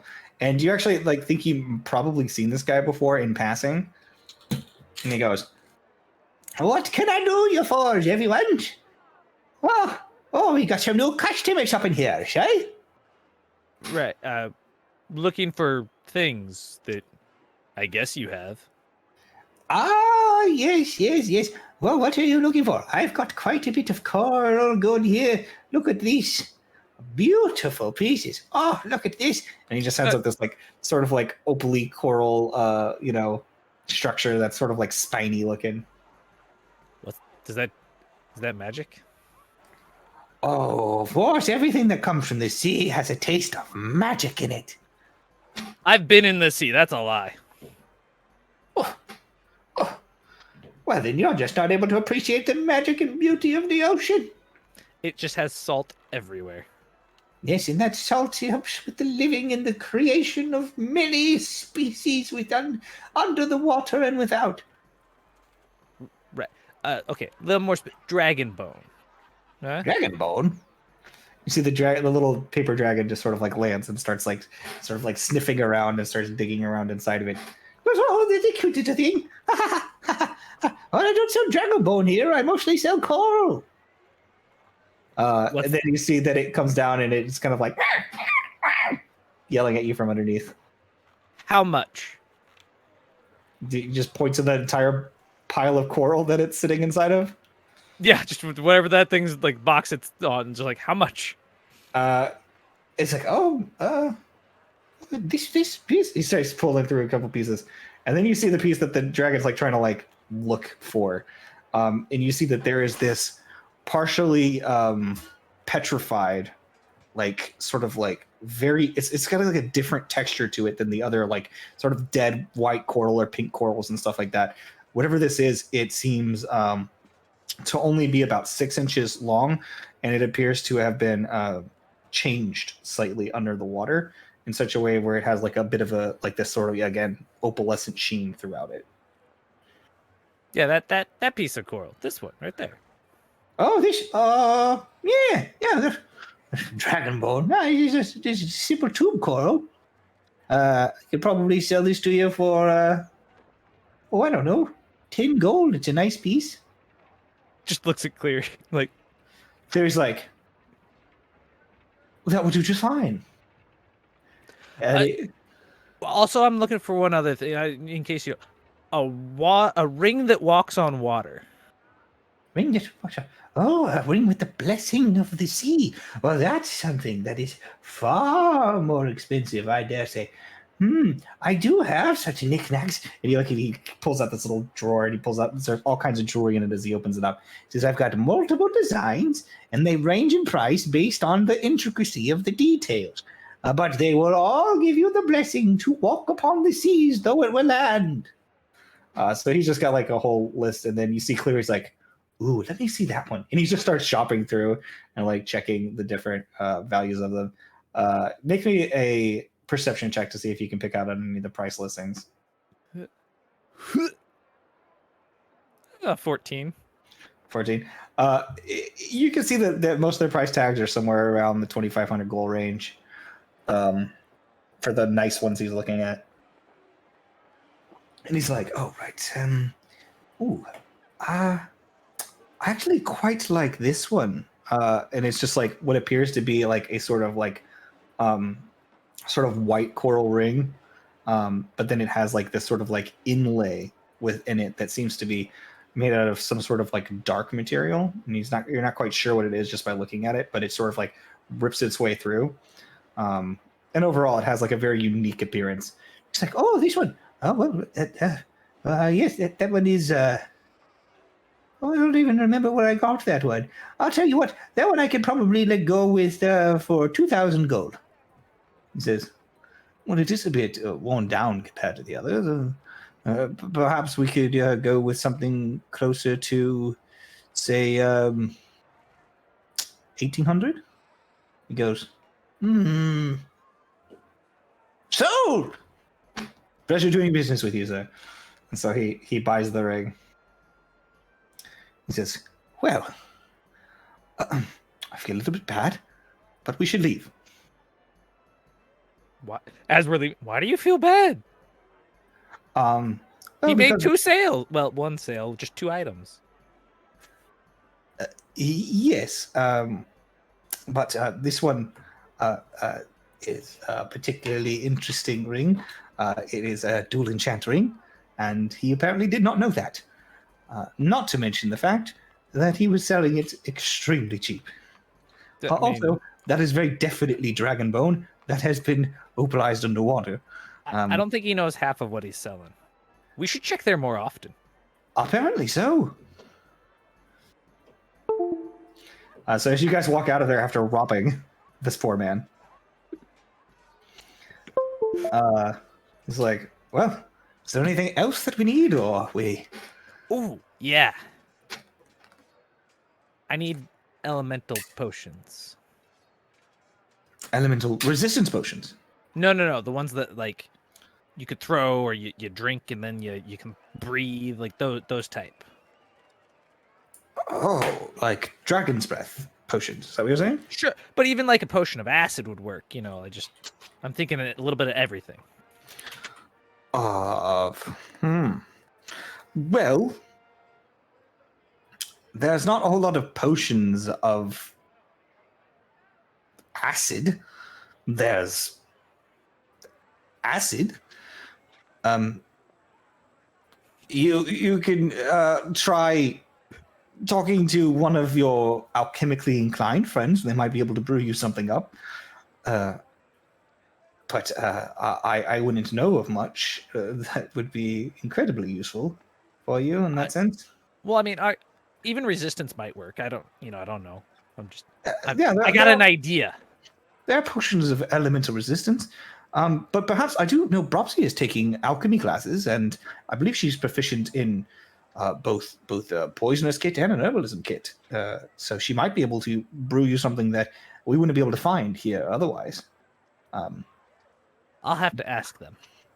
Yes, I would probably talk to them, especially if they're getting prepared for the alchemy roulette. They probably have come across several different potions in their study that might be useful to you. It's not my area of expertise. How much is left in the budget? Our budget is doing quite fine. Your dragon bone, which usually cost at least 100 gold for a piece that size, was only 10. So I definitely say you've earned a bit of leniency cash-wise from our excursion thus far. I'll keep that in mind. Continues walking. Okay. So while you guys continue shopping, think about anything else you might want or need. Who's next? I guess me and Seti and is Bropsy you coming too? Where are we going? Black and Black and Delvers. All right, I so think did you Braps guys... is just gonna take a class. She doesn't need to be there. Fair enough. Rapsy needs all the schooling she can get right now. Okay, so perhaps you're doing another full day of alchemy classes? Yeah. Go ahead and roll me your proficiency plus wisdom. Is that right, or is it intelligence? Intelligence, because you're learning. Proficiency plus intelligence. D20. So 5 plus your intelligence. So just roll intelligence at 5. Gotcha. Yeah. Well, I'm using enhanced ability. Ooh. 17? 17? All right, so you make 8 hours of learning happen. Ooh. So add 8 hours to your list. Cool. Remember, you need 100 hours within 2 weeks to become proficient in alchemy. Oh, yeah. So whatever your number is, add 8 hours and have another nice long work day. Meanwhile, Seti and Orin, as you guys arrive at Black and Delver's Co. in Twilight Town, you knock on the door and you hear, "All right, who's outside now?" Hello. No death. I had an appointment. They just like opens up and she goes, "Oh dear, come on in here. You got something to see? I'll show you." And she brings you inside and you see mine carts filled with mithril. She says, "We've barely topped the surface of what's under there. Holy shit. There are That's some awesome. other materials there as well." Says, "We have small veins of adamantium Ooh. as well as mithril. And, well, the acid that pours through the walls actually makes the rock easier to dig through. So we've been working at an incredible pace, not to mention that we've collected some amount of the vials of the acid, which is highly corrosive and useful for many things. If you would be so inclined that you would be needing this sort of thing." Yes, we should definitely iron out the deal before we go any further because, oh dear, we've got a lot of talking to do before we settle on all this. I see. It's a veritable. Well, it's better than a gold mine. It's a full-on everything mine. That's good to know. Is there any magisteel in there? Oh, magisteel! You wouldn't find that as an actual vein. It's an alloy. But one of the materials for it's down there, adamantium, is involved in the creation of it. Oh, okay, that's good to know. I need to make some or get some. Well, we could try working as an intermediary for you if that works for you. But I mean, magisteel is quite expensive, so you better be ready to pull out a large sum. But we could also take some of the proceeds and use that as a grounds of deferred brains not working. I've been spending so much time in the mines with all the acid it burns. My whole brain's just completely fried. But we can use some of the money from that and purchase the magisteel for you. Just how much do you need?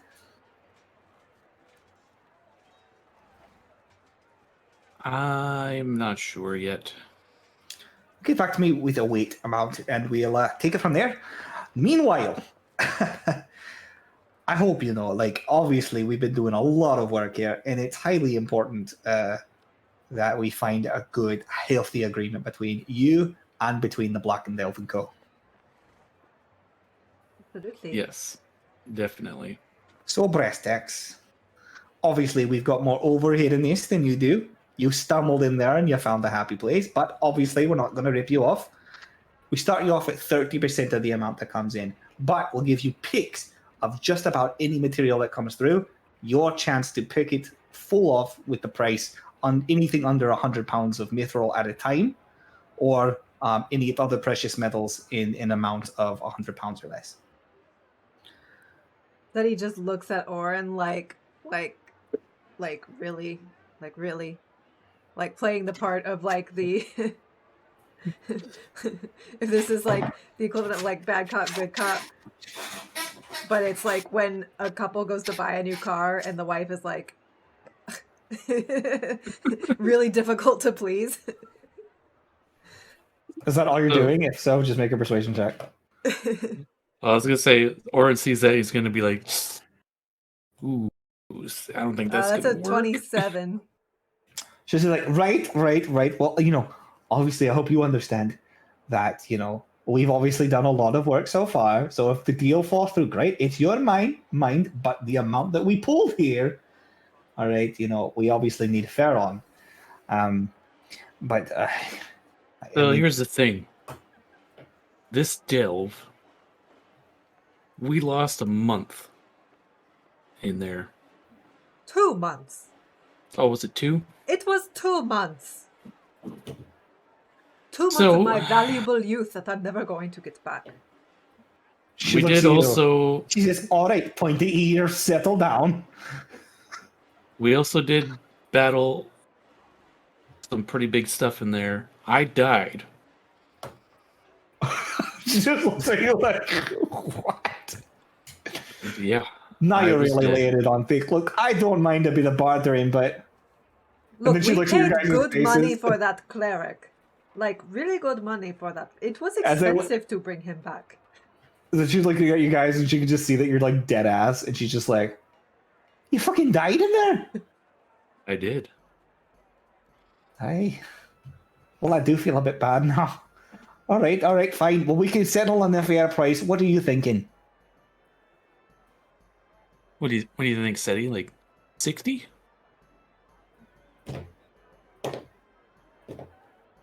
I mean, I would be very happy with 60.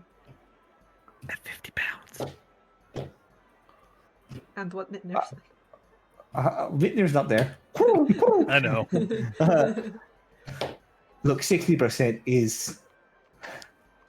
That's a bit steep for us, considering how much labor it's taking us to pull through. We have, honestly, though it's not so hard to dig it out, we do have a lot of cost for healers, for those that have been burned by the acid. Highly corrosive stuff. I mean, I've got people coming in and out, constantly getting burned. Look, we could do... How about we do much something is he closer to- exaggerating? Is this a She. sales pitch? Sorry. Is this a sales pitch? It's just this is the leader of Black I and have Dovico. I have a Theoden. 22 insight check. May I also insight? Sure. Okay. As she's saying this, you guys see like a guy walks by. 25. A guy walks by and he's just like nursing his wound. He's like, oh, just rubbing his salve on, and you can tell they're laying it on thick. Like he has burns on his arm, you can tell, but they're trying to lay it on thick for sure. Next offer 70-30. Yeah. She's like, look, what if we do, instead of 30%, we do 40% your way, 60% our way? Because again, we've got the overhead for all of our hurt dwarves out there. Not to mention, there are some that are not as smart as digging in Delvin Cove. A couple of our newbies really wanting to get out there and make a good living for themselves. Oh, getting burned left and right. Oh, man. There's this poor boy. He got shoes for his first time from his mother when he was what a wee lad. And they still fit because he's a gnome. And those shoes melted. He lost his mum's shoes. I don't know. It sounds to me like if your employees can't be bothered to avoid a little bit of acid, then, I mean, we did fine. None of us got melted or burned, and, you know. She just looks at Oren like, so he didn't get melted or burned? Have he died then? The big bad boss at the end of the dungeon. Well, I hope you know, whereas there might not be a big bad boss there, we do have to deal with slimes. I mean, slimes are easy. So looking It back and forth sounds at you to guys. me like we need to go in and clear this mine out again so that these people can harvest things safely without costing us a fortune in medical bills. You know, we also do need to unlock that second floor. Yes. Yes. We can't do that That's without right. funds. There was that ziggurat. You guys have the key for that. We do. We own the place. All right, I'll tell you what. What if we do a 50-50 split? Straight down the middle, full profits on both sides. You still get your pick off the top of any materials that come through that are not just mithril, in case they are special and you want to have them harvested for your own personal use. But if it comes to it and you explore the second level of this ziggurat and you find out that there is more to play, you sign an exclusive contract which we will have first pick and mining rights as well. At the same continuous deal, 50-50 split. What do you think, City? Does that sound reasonable? I would amend that to be that they get right of first refusal for whatever offer we want to put out for the second level. Whether it's 50-50 or not. Make a persuasion check. Oh, that was not one of my better ones, but it's still a 24. Oh, no, like- sorry, 21. She's like, fine. I'll draw up the paperwork. Excellent. Great. While you do that, I'll look into picking up my mithril while I'm here. And I can see to the wounds of any wounded dwarves. You know, that poor man shuffling down the hallway. It's like, oh yeah, Doherty can help you out. Doherty! He's like, oh yeah, we struck a deal. You can stop laying it on. It's like, oh, thanks. He just like comes over and just takes his arm out of the sling and starts, how much mithril you need, boss? I was picking up my 50 pounds that I had requested. All right, we had it set all aside over here. And he's got like a full... Actually, this would be easier.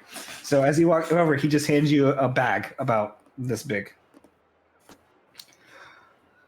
Dimensional package. Careful when you open it up. 50 pounds of mithril is a lot more than you think it is. Yeah, it's pretty light, so 50 pounds would be a lot. Hey, All right, thank you. Can't put this in my bag. That would be bad. all right, so as you take the mithril with you, and Put it in my backpack, I guess. you guys probably takes you about an hour for the paperwork to get sorted, but it is as stated 50-50 and right of first refusal. And then you get first dibs on but it does require you to pay 50% of the value of anything that is found, so that they don't make a loss on like I'm saying, like if you want to take something interesting, you still have to do a bit of a surcharge for it. Yeah, we pay half price for it. Is that... You just pay the mining cost basically. Oh, okay. Question: would it be possible for us to bottle up the acid from that place? They actually have some in bottles. They are. I was gonna ask them for a 1 vial Okay. because Make it two. might test it out. All right. They give you 1 vial because of meta. I know. So you get 1 vial of this acid, and it is like it's not like any acid you've ever seen. It looks alive the way it's moving inside the bottle.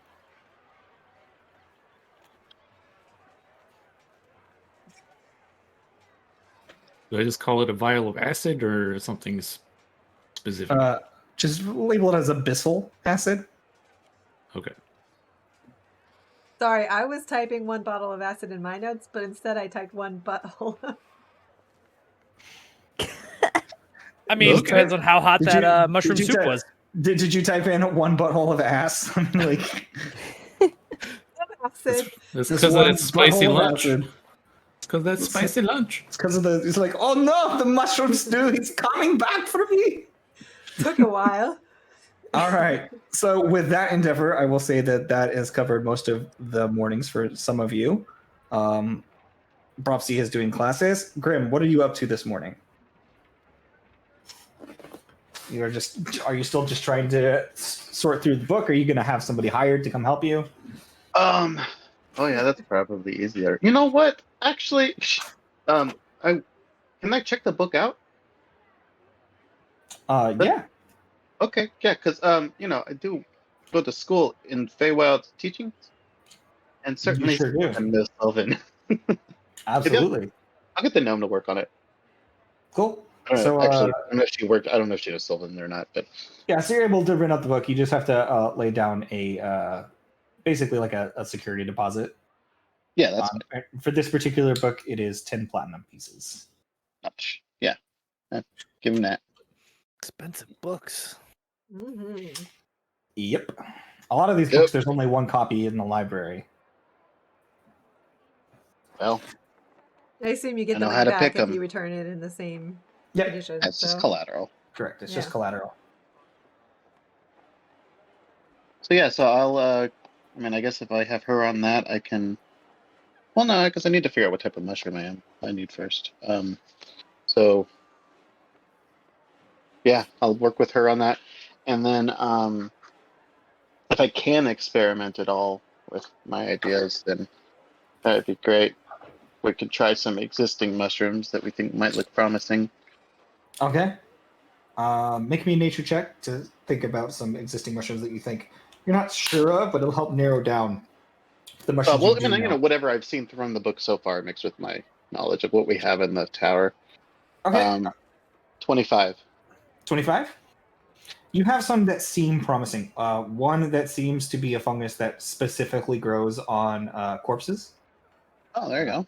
As opposed to ones that typically grow on like other form of non-conscious organic matter. Yeah, like logs and stuff. Yeah. Yeah, right. So you do find two different mushrooms that are known to grow on corpses. One of them is also known to cause like boils and like be actual harmful to its hosts, like if it grows on them, living or dead, and can spread onto living creatures. That's more parasitic mushroom. Yeah, that's than not the other quite ones. what we want. They're all technically kind of carnivorous, right? yeah. That one's this like one is- extra yeah. carnivorous. It's more parasitic and it spreads. Yeah, so that's not probably ideal for what we want to do. Yeah. So between these two mushrooms, if you want to try to procure them, there's no chance they're in the tower already, where me and Brogy are. I will say this: make me a investigation check for seeing it, and that'll just determine if Brokey has any that he's grown or not. Well, we rolled a 9, so no. No, so they don't have any in there. Whatever this mushroom is, it's particularly rare and usually only grows in the Underdark. Oh, well, we could go there. We gotta go to the Underdark, Brogy. Broggy does not know how to get to Underdark. Oh, yeah. I'm sure you don't, Brogy, but still, we gotta go do that. Sure that I'm talking to so many people. Maybe I was Necrom or something. Okay. Or maybe the Twilight Town people could potentially. I could does ask not her. know. I just thought you might want to come, it's fine. If you're Broggy scared, will you don't come. have Look, to. Broggy is never scared. Broggy is bad Is as it too- murders. Is it too dark for you? Too dark for you down there? It is not too dark for Broggy. Broggy is Bubble. Bubble I is can- the I big can- guys. I can hold your hand. You hold hand with Broggy? Maybe? Broggy holds his hand up. I will take Roki's hand. As you hold Broggy's hand, and you guys I'll start to hold walk Roki's out, hand. and you start to walk out of Feywild TJ, you see that the Wednesday Adams looking chick looks, and she's like, and he's like, aha! Big on the beach. As you guys walk out the door. So where are you gonna go try to look for it? I mean, well, Underdark. You said House Necron. You Are said they House up into the Necron or sky? Twilight Town might have somebody who like holds onto these, but there is no Underdark, as far as people know, to Selindor, but there is the caverns surrounding the Crystal Undercity. So there are multiple options. But Oh, Brody maybe I doesn't seem like he's ever been to the Crystal Undercity. wonder if the kids. You know what? I'm gonna go ask the kids. I'm gonna go ask the kids if they remember seeing any of those kind of mushrooms. You could do that with a seal, probably. Oh, that's true. I called it. Probably Uh, called Hyacinth. Lady Hyatt, yeah, she'll answer as it comes up, and she goes, "Oh yes, it's you, the fun guy." You're so funny. Hey, I need to talk to the kids. Oh sure, they're just You running haven't- about. Shadow. And she moves the thing. Bring the kids out of the cage. Yeah, Out of the what? yeah, the kid cage. Here. But you didn't feed them still? Oh my god. Oh my god. Well, we have a resurrection cauldron. You think you can trick Grim? Grim knows, you liar. And you see, as Kobe comes on, he's giggling. She's like, yeah, no, she was joking. We're fine. They feed us. Shadow's fun. I bet, yeah, he's a shadow. Hey, do you guys want to go? Well, I guess I don't want to necessarily bring you if you don't want to. But I was wondering if you might help me to find some mushrooms that might grow in the caverns down where you're from. Well, I know there's some that grow down there on Swamp Side that Yeah, we're used to. I mean, oh shoot. well, you would know better because you would always fish out the bodies. Yeah. This is a mushroom that would grow on bodies. Oh, yeah. Well, we sell the bodies to 1 second. The guy, the creepy man who lives in the Feldspar Falls. Okay. He buys them off of us. So we were just there to collect as collectors, and he didn't come directly, but I never met him. But he's the only guy who's got the stronghold. What do they call it? Fortitude? The stomach? Oh, the Feld Keep. Oh. Down at the Feldspar Falls. Well, I guess we're going there. You want to go there, Brogy? Bogey is not afraid of the dark. No, you kids, you want to stay. You want to stay and play with Shadow, right? You don't want to go down, right? Nothing you have to. I just think you wanted to. He's a little creepy. Okay. I don't want to talk to that guy. If Gabe's scared of him, then I don't want to take you guys there, because Gabe's pretty tough. So if Gabe's scared, he's a yucky guy. He's not nice, I don't think. Everybody who comes in is scary. Who gave us money and took the bodies are scary. So I assume he's scarier. Do you want me to, do you want me to do something with him? To him?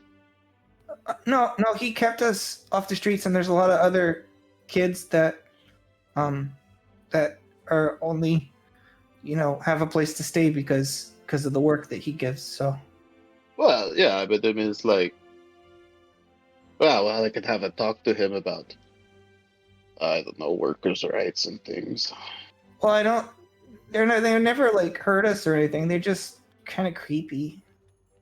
Okay, well, they're creepy. If it's just that they're creepy, that's not so bad. Yeah. But if I need to start some kind of, I don't know, children's workers union, then maybe we could do that. I don't.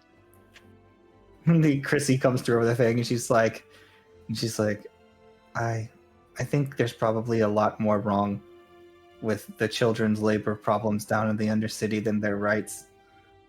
I think in general, Okay. I mean, I'm just saying, if you guys She's don't like, want me, I think we need a full systemic rework of the entire area if we want any sort of improvement for young folks well, within the. Grim is not very good at politics, unfortunately. I just figured, if you needed me to kill the guy, I could probably do it.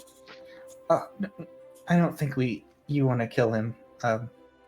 He's I think one of the Spectra. I don't know what that is. Well, they're a big deal in the Undercity. So it's like killing a big rich guy, like one of the. Oh, It's like if an aristocrat came by and you killed them. When people as low as us get into trouble or harm somebody of a higher stature, it's over. There's no trial Yeah, or anything. And Grim is an aspirant, so. I don't want to see anything happen to you. Yeah, we don't either. Okay. Don't hurt. Okay, I just, I figure if you guys need. Alright, right, we won't kill him. Okay, Brogy, no killing. Brogy was not going to kill him. Brogy was going to investigate the mushroom corpses. Oh, yeah, okay, Maybe that's fine. steal a lot of them. Yeah, we could play with those all we want. We might have to buy a couple. Yeah, Brogy is down. Yeah, let's go get some corpses. And some mushrooms. Yeah, the mushrooms Oh, yeah. the mushrooms are the main goal. The corpses are like a bonus. Oh, if we buy the corpses, we could grow our own of those mushrooms. So you're saying that Brogy and Mushroom King create their own corpse business with better rights for children workers? Yeah, we could maybe do that. And I was mostly just thinking about the ways to get more mushrooms. But yeah, I know. I mean, do you think the school would be okay with us having like a mushroom graveyard garden thing? The school does not. Brogy has a mushroom garden that grows all kinds of things. Not to Okay. mention, I take corpses all the time. That's true. Okay, well, then we'll do that. It's fine. Yeah. Okay. Okay, off we go. Is anybody up to anything else at the moment?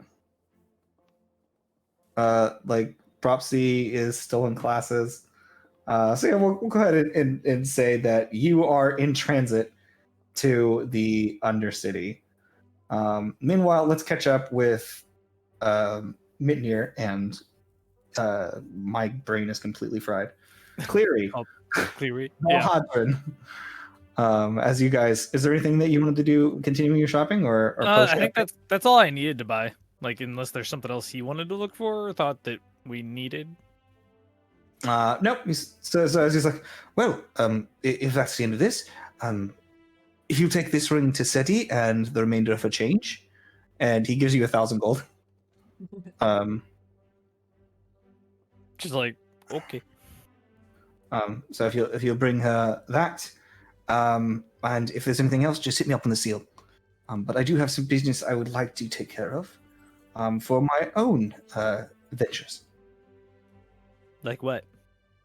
Oh, well, I'm currently in the need of a new chisel, so because I don't think you ever gave him his back, right?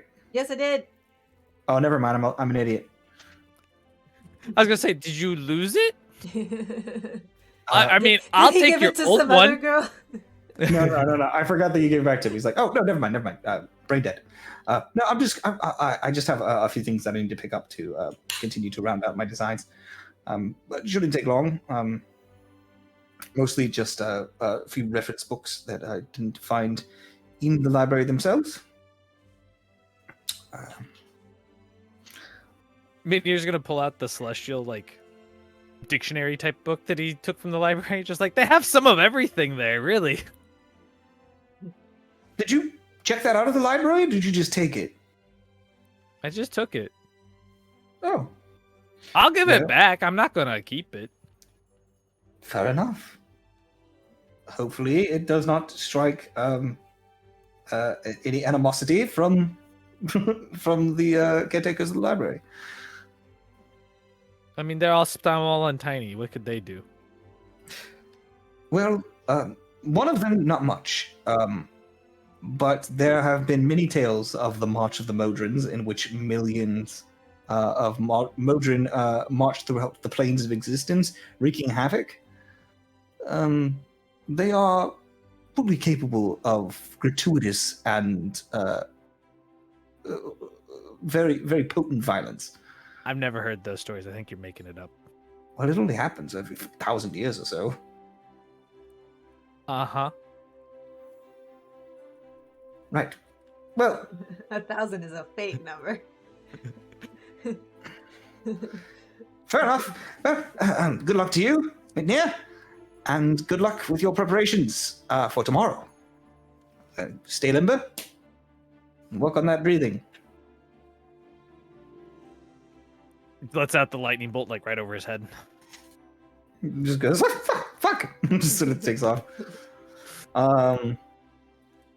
Okay. So, Orin, Yeah. Seti, where you guys at? Well, we got our stuff. You got your black and contracts done. Delvers taken care of? So, where are you going now? Yeah, we high five and Yeah! Passive income. Woo! Teamwork! yeah. And then Yeah, so you get the pay. You'll get paid at the end of every not game week but real week. So at the end of every real week, I'll have you guys roll a d100, and then we will multiply that by other factors. cool. So I think I want to get my ring, Cool. and I want to like check if there's some kind of training ground where I can just practice shit for the. Well, like I said, there was the gymnasium. Otherwise, you can check out the Prime catalog when you get back to school. Yeah, I want to check out the catalog. All right. So arriving at the catalog, I need you to make me an Arcana check to see if you can decipher where any practice zones might be. Oh, that's a Probably- 23. I'll probably just go work on my board. All right, you For go work on your board. most of the day. Go ahead and give me one of your construction rolls for that. Yep. All right, Seti. Would you roll 23? Yep.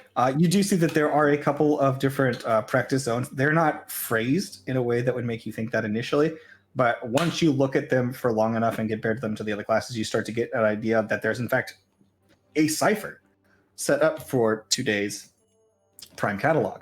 And even though the classes come out saying stuff like the history of feelings and the the first disaster of the ice cream wars, you begin to like read through them, and you begin to pick up on different languages that have been interwoven. And if you take the capitalized letters that are mixed Sure. within, it'll sort of gives you a better idea of what actually the classes are. So they were heavily coded today.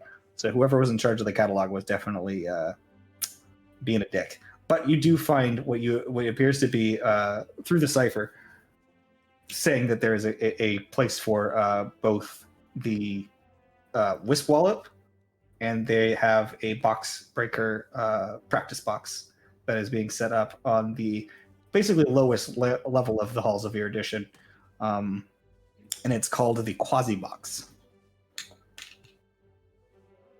Yeah, let's try that one. Okay, so you begin to head down to the Quasi Box. What'd you get for your roll, Oren? 11. 11. You do not make a whole lot of progress today. There's something about the way that these new adjustments were made to the board, and you actually have to rework some of the dials. So you don't lose any progress, but instead you make half progress today. So you only get 4 hours of progress, or 4% of the progress, not 4 hours. It's because he's distracted thinking about what he's going to make his girlfriend. That probably has a lot to do with it.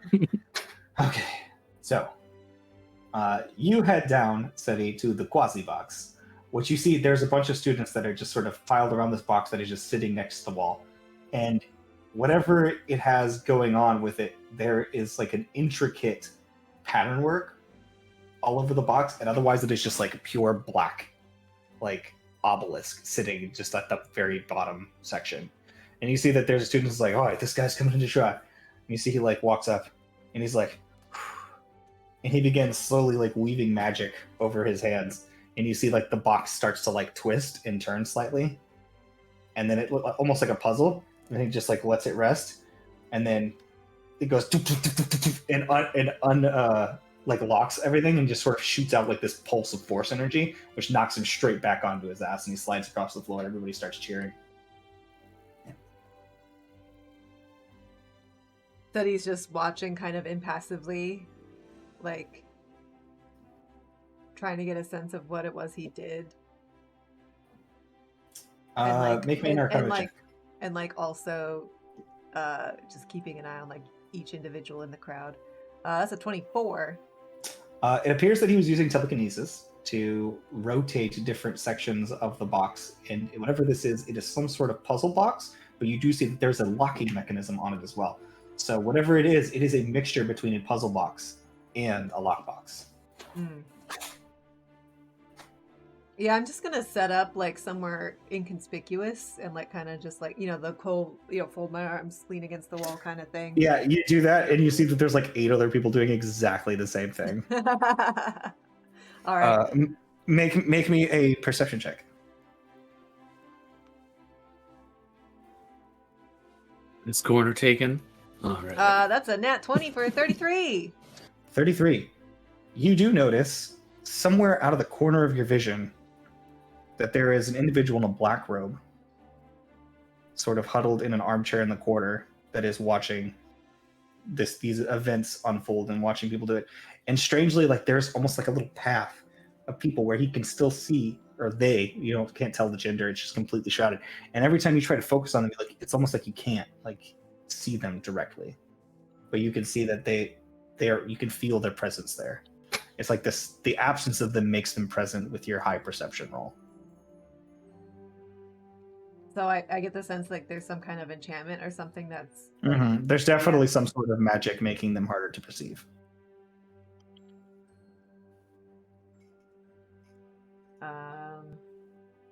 How do I want to play that? Do I just want to like look right at them so that they know that I can see them?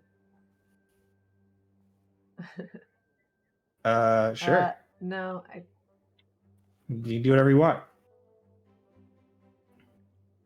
I think Seti's gonna keep her eye on them out of like the corner of her eye, and then if they get up to leave or whatever, she might attempt to follow. Okay. But yeah.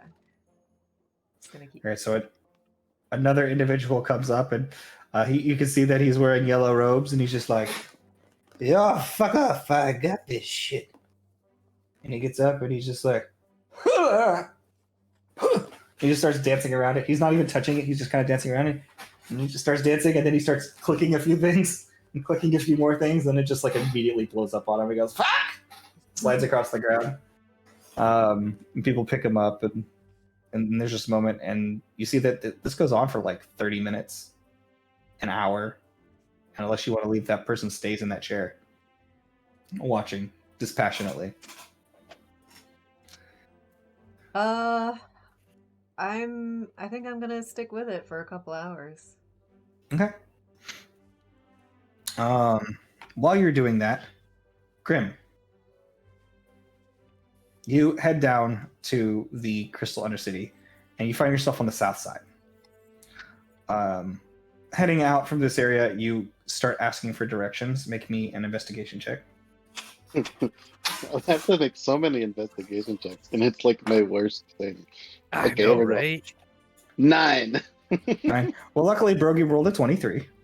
Okay, He says, Brogy knows the way. God went Brogy. And he lifts his hand up. Oh.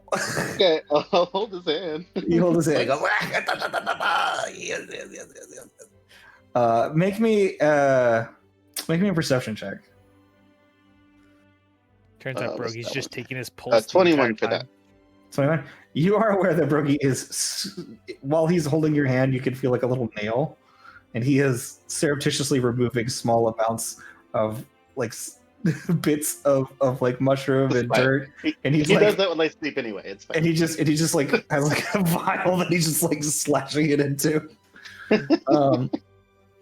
As you guys are walking, you begin heading down the southways. As you do, you see that there are like, you pass through an area where the roots get really thick and they actually collide into the stone, and there's these massive pillars of crystal, and you're walking for like 2 hours or more before you reach what appears to be the rock actually shifts into like a sort of shimmering feldspar that is cracked and has a little bit of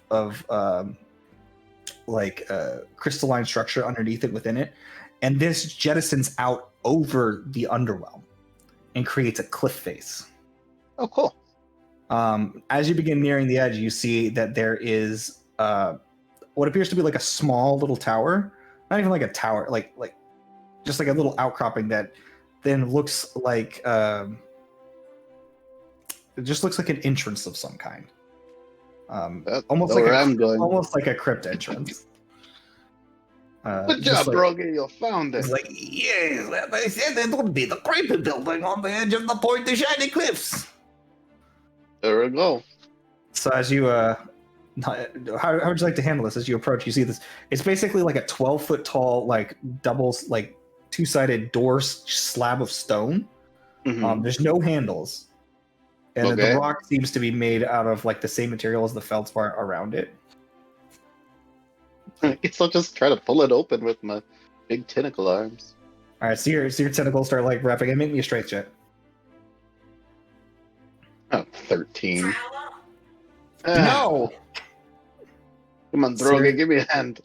Brogy's like, I don't know. So Brogy's like, hello, it's weak, and starts trying to use his muscles to like help you in some meaningful way, but like constantly failing. And he tries to help you pull it open.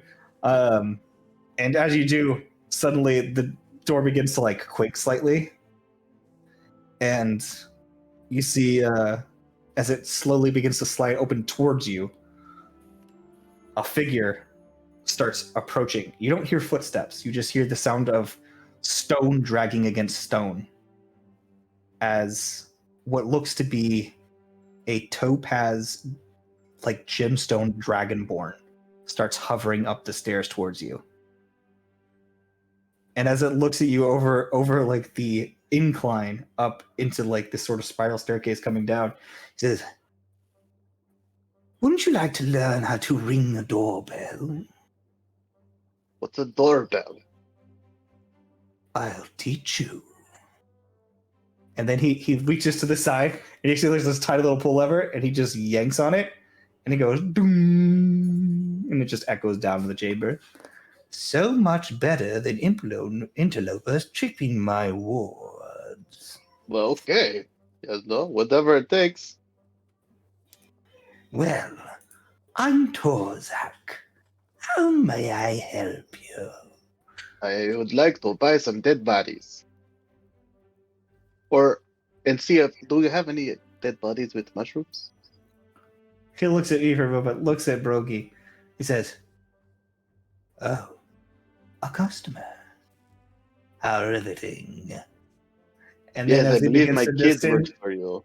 begins to descend down the stairs, he just does like a long finger, and you can see that he's just hovering down the stairs, but his tail is just clacking down the stone steps. And assume as you descend after him, we will go ahead and end our session there because it is 8:30. Ta-da! We did it! And the children didn't even have to come back. So, I know that was a relatively uneventful session, but we had a lot of things that we wanted to talk through and get done. I didn't get my ring! I want to We know might what do the... mini sessions at some part. I mean, you can always tell me where you are, because I'll never find it on my own. I realize that people have a lot of things they want to do, and a lot's going on. So if time allows, and people have any sessions that they would like to do in between these to get some of the stuff out of the way, we can do that. Again, if time allows. So just let me up, and those that do view our Dungeons and Dragons and enjoy the Mysteries of Selindor, you might get some bonus episodes this week.